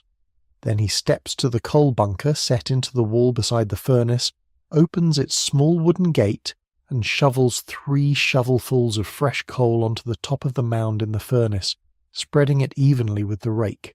He closes the door. He steps back. He listens. The coal begins to catch. The furnace begins to breathe more strongly. On the pipe above him, he hears the small, ticking sound of hot steam beginning to move again through the iron. 250 tons of coal a year go through this furnace. 250 tons. Say it slowly to yourself as you settle. That is the weight of about 150 modest cars. If the modest car had existed in 1895, that is delivered to the service door of the house in a great open cart, 3 tons at a time, twice a week from October through April, and stacked into the coal bunker by Patrick Nolan himself with a shovel over the course of a slow afternoon. Patrick sits back down on his stool. He picks up the tea. He drinks. The furnace behind him settles into its next 40 minutes of steady burning. On the wall above him, a small oil lamp burns quietly. His shadow moves very slightly on the whitewashed brick as he lifts the mug to his mouth. He is a big, quiet man. He does not read. He does not think of much beyond the fire. His son is a fireman with the New York City Fire Department, uptown in Ladder Company 14. His daughter is married to a butcher and lives in Brooklyn. His wife is a housekeeper in a smaller house on 23rd Street. He sees them all on his one day off a month. The rest of the time he is here, in this cellar, keeping the fire. Above him, 4 floors above, Mrs. Astor is asleep. Above him, 3 floors above, John Ash the butler is asleep. Above him, in the servants' rooms 4 floors above, Ellen O'Connor is asleep, and Thomas Riley is asleep, and Bridget is asleep, and every one of the 18 resident staff except for the porter and the night watchman and Patrick Nolan himself is asleep. That is his ratio. That is what he is thinking of, if he is thinking of anything at all, as he lifts the mug and takes another sip of the tea. 18 at rest, and him. There is a small round window high on the cellar wall that looks out at ground level onto the fenced garden between the 2 houses. The window is barred. Through the bars, when Patrick lifts his eyes from the mug, he can see the shape of the low box hedges of the garden path under the snow, and the pale iron of the low fence, and beyond it, the wall of the neighbouring house at 338, dark, without a single lit window. On his stool in front of the fire, in the low warm circle of the lamp, he is one man in a cellar under a wide dark avenue on which almost nothing is moving.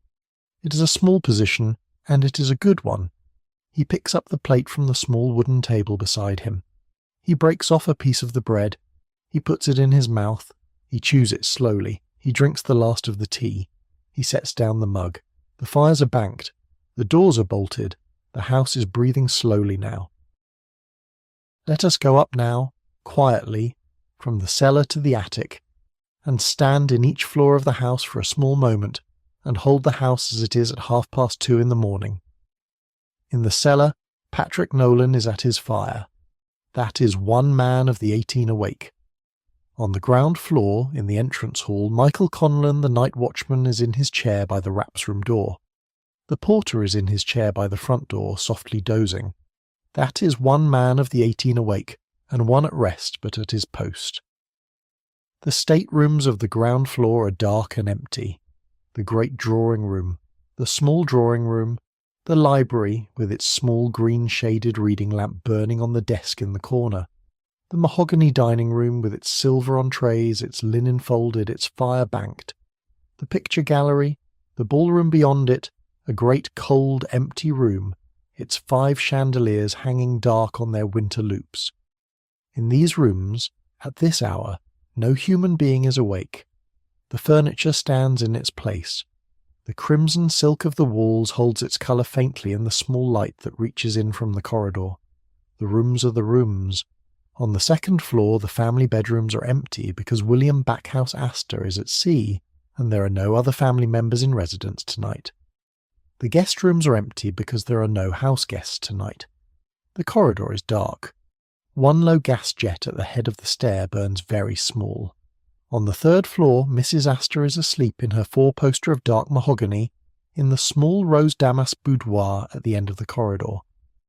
The fire in her small grate is banked. The gaslight is out. The small carafe of water on her bedside table stands ready. Her hair is loose over her shoulder on the pillow, tied once with the small dark ribbon Ellen tied it with at 1:30.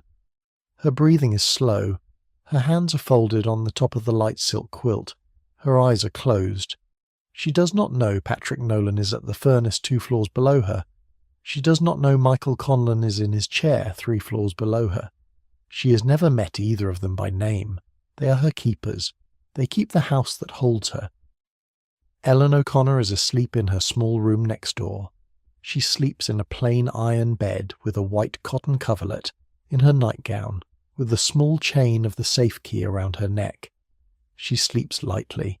She will wake at any small sound from the boudoir next door. She's been in this room for 15 years. On the 4th floor, in the servants' rooms, everyone else of the 18 is asleep. Thomas Riley in his cubicle off the front hall on the ground floor is asleep too, curled on a narrow bed under a thin blanket, one ear turned toward the door. The other hall boy is beside him in the same small cubicle in another narrow bed. The 2 under housemaids are in their shared room on the 4th floor, one already snoring softly.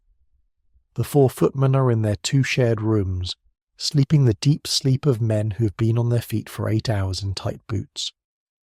The chef sleeps in his small room off the kitchen, still smelling faintly of the range.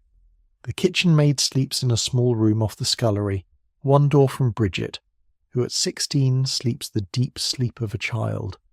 The under-butler, Mr. Harrison, sleeps in his own small room on the 2nd half floor beside John Ash's, in the same set of small rooms where the male staff live. The valet in his small room sleeps beside them. 16 at rest in the house. 2 awake in it, one in the cellar, one in the front hall, 18 counted. Outside the tall windows of the state rooms on 5th Avenue, the gas lamps of the avenue burn steady in the cold. A single handsome cab rolls slowly north up the avenue. Its lamps throw a small pair of moving warm shapes onto the pavement. It passes the front of 350 and goes on toward 36th Street. The horse's hooves on the paving make a small clear sound in the near silent avenue. The sound comes in faintly through the tall windows of the great drawing room and dies away. On the other side of the shared garden fence next door, the windows of William Waldorf Astor's brownstone are dark too. In the 1880s his house is still standing. In the 1890s it will be a hotel. In the 1930s the whole block will be a great tall tower, with its lights spread across the low sky. Tonight, in the winter of 1895, it is just a dark house beside another dark house, on a broad avenue of dark houses, with a single handsome cab going by. Think of the house as a body for a moment. The cellar is its warm heart, and Patrick Nolan is at the fire that keeps it beating. The corridors are its slow, quiet blood. The entrance hall is its face. The porter is its half-closed eye. Michael Conlon is the second half-closed eye, alert in the shadow. The staterooms are its lungs, slowly drawing and slowly letting out. The servants' floor is its memory. Mrs. Astor in the bed on the 3rd floor is its held breath. The whole thing is one body, breathing very softly. Everything in it is placed where it is placed, awake or asleep, on watch or at rest, so that the body can hold its breath through the dark and let it out gently in the morning. That is what we mean when we say a house is being kept. That is what the 18 do. 16 at rest tonight, 2 awake at their posts, 1 warm fire deep at the centre of the whole thing. That is the ratio the whole reign rests on. That is why the rain feels warm when we remember it, and not cold. It was, at the level of the small nights, always a matter of care. The fires are banked, the doors are bolted, the house is breathing slowly now. Now while the house sleeps, let me talk to you gently for a few minutes about what of all of this is still here, tonight, wherever you are listening from. You know the reign lasted about 35 years, from the middle of the 1870s to Mrs. Astor's death in the last week of October in 1908. You know the lower house, 355th Avenue, was pulled down in the middle of the 1890s for the Astoria Hotel and then the whole block was cleared again in the 1920s for the Empire State Building. You know the upper house at 65th Street was pulled down in 1926, and Temple Emmanuel was built on its lot and stands there still. You could walk both corners tonight if you were in New York, and you would find nothing on either of them that the porter or the housekeeper of 355th Avenue would recognize. Nothing, and yet a great deal has survived. The Carolus Duran portrait of Mrs. Astor, painted in Paris in 1890, the one that used to hang above the great white marble fireplace at the far end of the ballroom at 355th Avenue, and was moved uptown in 1896 to hang above the great white marble fireplace of the far larger ballroom at 841, is now in the American wing of the Metropolitan Museum of Art on 5th Avenue and 82nd Street at the western edge of Central Park. It is on the wall. You could go and see it any day. The museum is open. She is still standing in it. She's still in the black velvet gown. The diamonds are still at her throat. Her one gloved hand is still resting on the marble mantel. The look on her face is still the same look. If you were to stand very still in front of it for a long moment, she would give you the same slow, steady look she gave the guests who came to her chair by the fire in the drawing-room at 7 o'clock in the evening. You could imagine that you were being received. Beechwood, the summer cottage of the Astors in Newport on Bellevue Avenue, is still standing. It has been added to and altered over the years. The ballroom Mrs. Astor added to it in the year 1888, the one that could hold 400, is still there.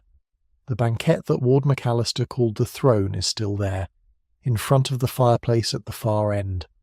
If you were to go and stand in that ballroom on a summer afternoon, in the light coming in through the tall French windows onto the sea, you would be standing in one of Mrs. Astor's actual rooms. The Waldorf Astoria name that came from the 2 hotels built beside her lower house has travelled. The first Waldorf Astoria on 5th Avenue was pulled down for the Empire State Building. The second Waldorf Astoria was built on Park Avenue between 49th and 50th Streets, and opened in the year 1931, and is still there under the same name. It is a very different hotel from the first, of course. It is bigger. It is a great early Art Deco thing. But the name is the same, and the name came, at bottom, from Mrs. Astor's own family, and from the family feud and the family decision that let the lower house go. The Astor Library, which the first John Jacob Astor founded on Lafayette Place in the year 1849 as one of the first free public libraries in the United States, is still there. The building is now the Public Theatre. But the books were merged in the year 1895 with 2 other library foundations into the New York Public Library, and the 2 great stone lions, Patience and Fortitude, that lie at the entrance of the main reading room at 5th Avenue and 42nd Street lie there in part because of the family that once kept the ballroom at 355th Avenue, a few blocks north. And then there are the phrases. Say them softly to yourself as you settle. The 400. It is still in the language.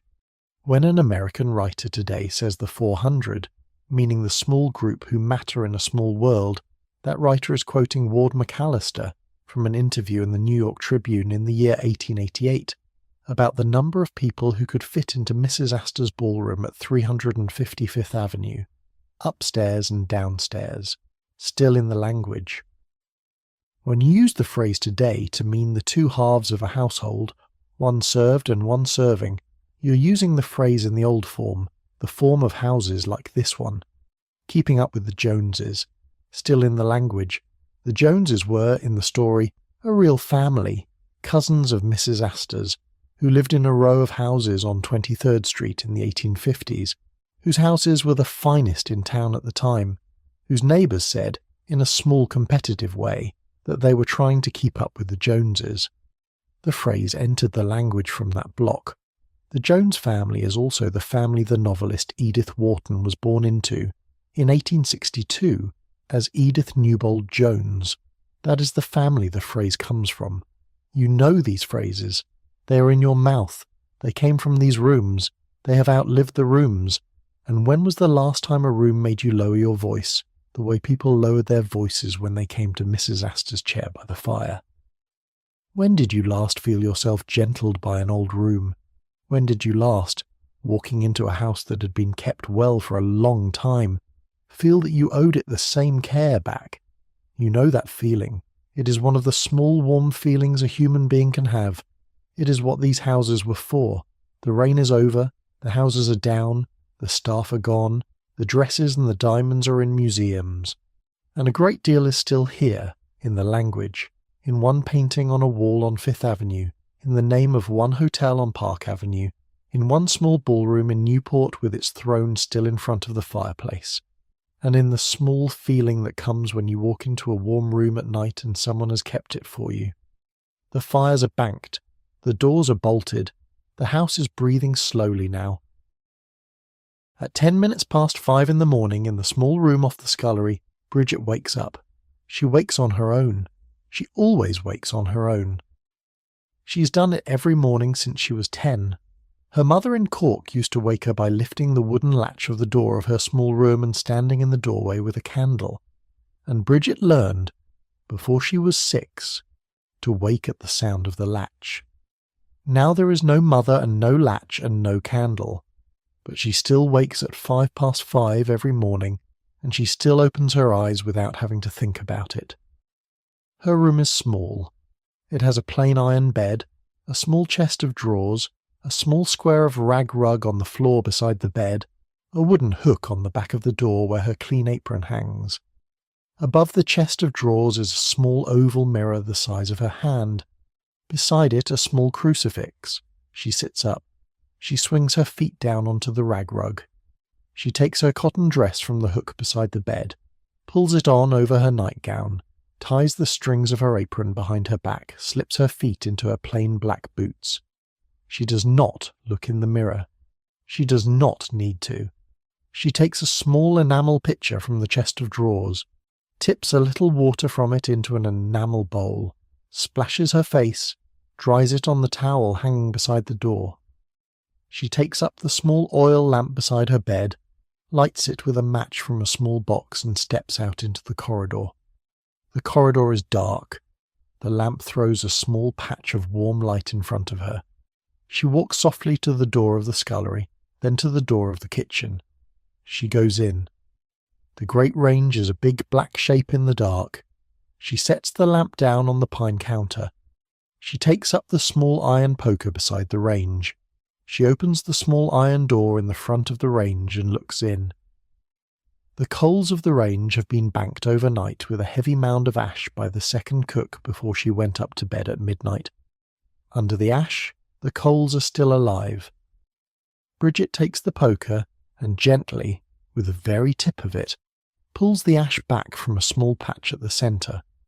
The coals underneath glow a deep, steady red. She takes up a small pair of bellows from the hook beside the range. She fits its wooden nozzle into the small patch of ash she has cleared. She squeezes the leather bellows softly.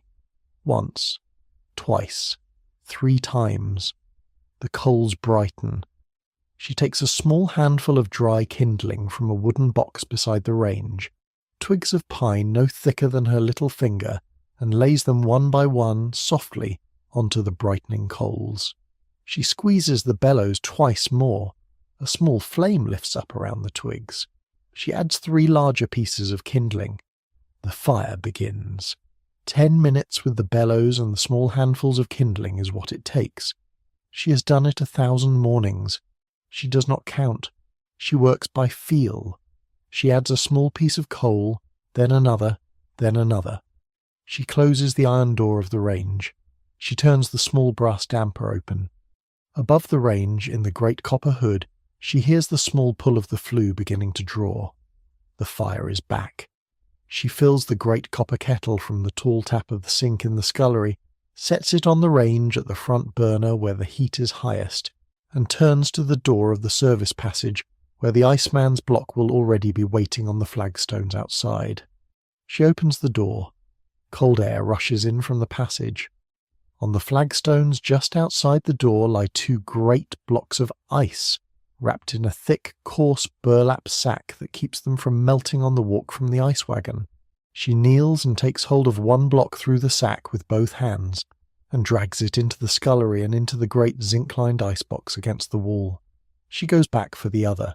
She closes the door of the icebox. She goes back for the third small parcel by the service door, which is the 2 great tin cans of the morning's milk, and she brings them in and sets them on the marble shelf. The milk is fresh, the ice is cold. The kettle is beginning to whistle low on the range. The fire is up. In half an hour the second cook will come down and take over. In an hour the kitchen maid will come down and begin the breakfast prep for the family and the staff.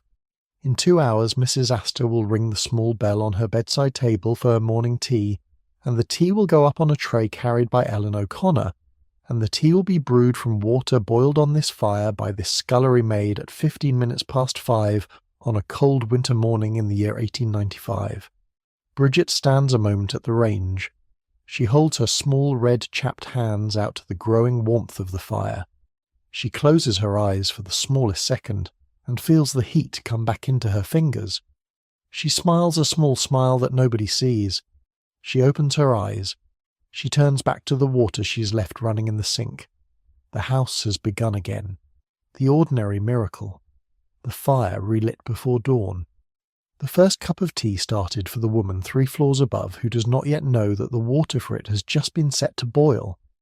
Outside, on Fifth Avenue, the sky above the tall houses is still fully dark, but at its very edge, over the East River, is the first thin grey of the coming light. The gas lamps of the avenue are still burning. In half an hour the gaslighter of the street will come along in the other direction and turn them all down. In an hour the milk carts of the whole avenue will be moving. In 2 hours the delivery boys of the newspapers will begin their runs. But not yet. Not yet. There is still a full hour of the deep night to hold.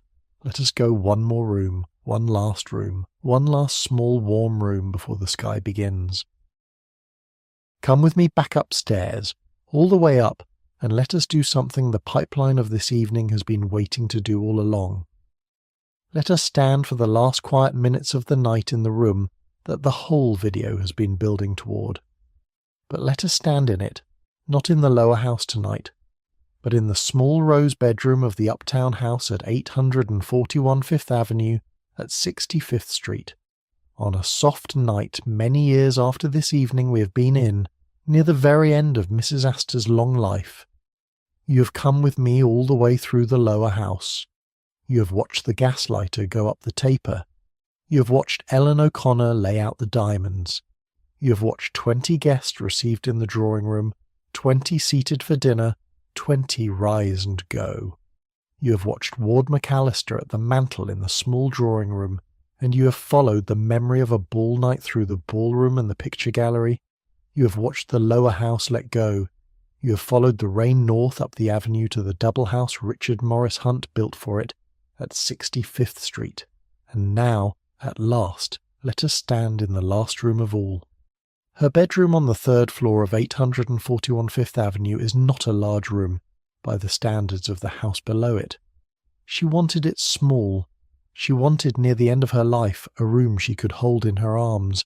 Its walls are a soft rose damask that, in the photographs made later, will render as a pale grey, but in the low warm light of a small bedside lamp is the colour of the inside of a peony petal at the middle of the afternoon.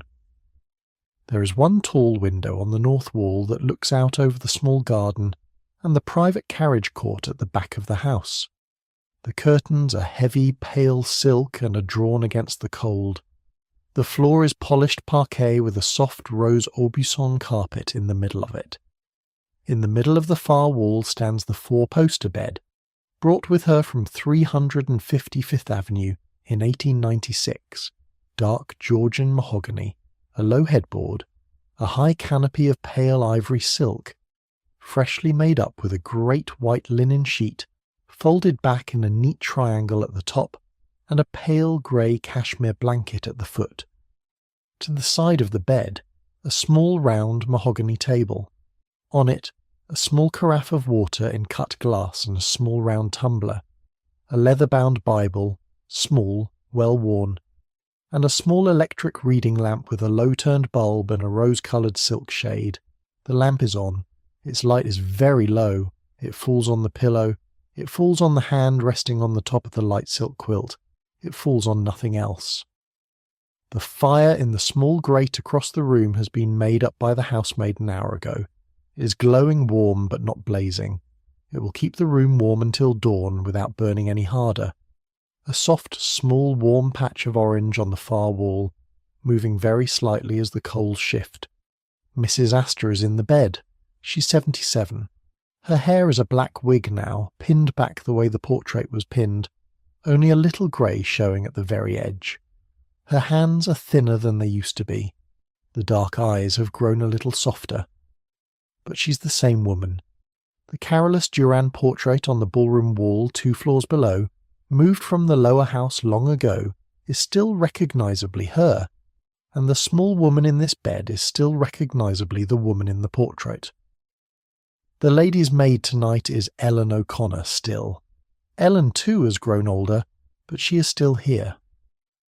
She has just closed the door softly behind her. The bell tower of St. James Church on Madison Avenue at 71st strikes 2 very softly across the block. Outside the tall window in a house across the avenue at 64th Street, 1 very high window is lit. Someone is reading late. Someone is up. Below, in the small carriage court, no sound. Down in the cellar of this house, on the other side of the house from Patrick Nolan of the lower house but doing the same work, the boiler man is at his furnace, feeding it fresh coal for the cold hour.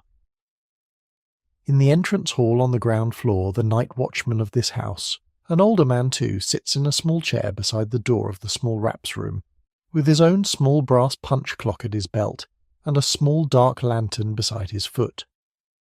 On the 4th floor, the resident staff of this house, some of them the same men and women who came up the avenue with her in 1896 from 350, are asleep in their small rooms.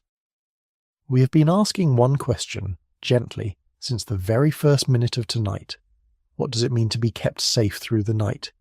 Let us answer it now, in this room, softly, one last time.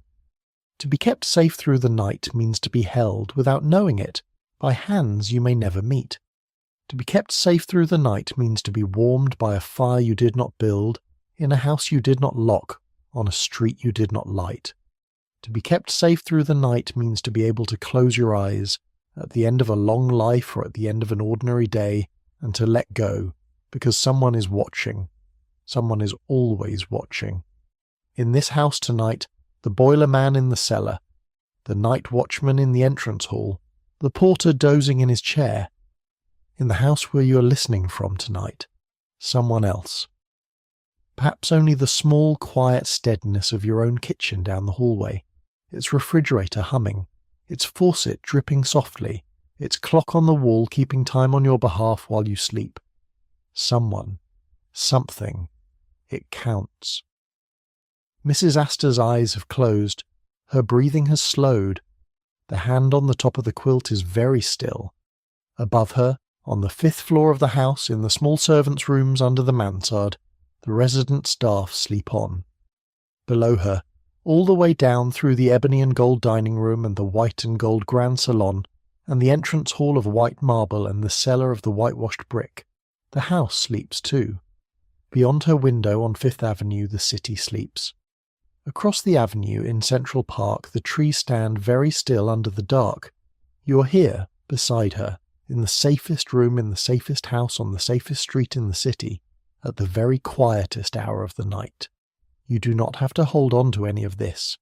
If you have already begun to drift, the fires will be tended either way. Ellen O'Connor next door will not let anything wake her mistress, and she will not let anything wake you either. The boiler man in the cellar 3 floors below will feed the fire at 4. The night watchman in the entrance hall will make his round at 4:12.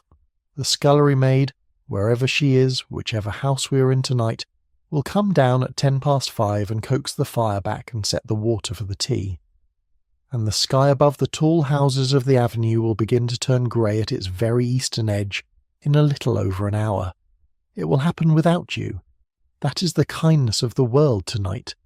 The rain is a memory now, in the way of great rains. The houses are gone, the dresses are in museums, the Carolus Duran portrait is on a wall on 5th Avenue, and you can go and see it. The 400 is still a phrase in your mouth. Upstairs and downstairs is still a phrase in your mouth. The small feeling that comes when you walk into a warm room at night and someone has kept it for you is still in your body. Some things last. The gates are closed. The Fifth Avenue houses of the rain are settled for the night, and the house will keep till morning. Sleep well, friend.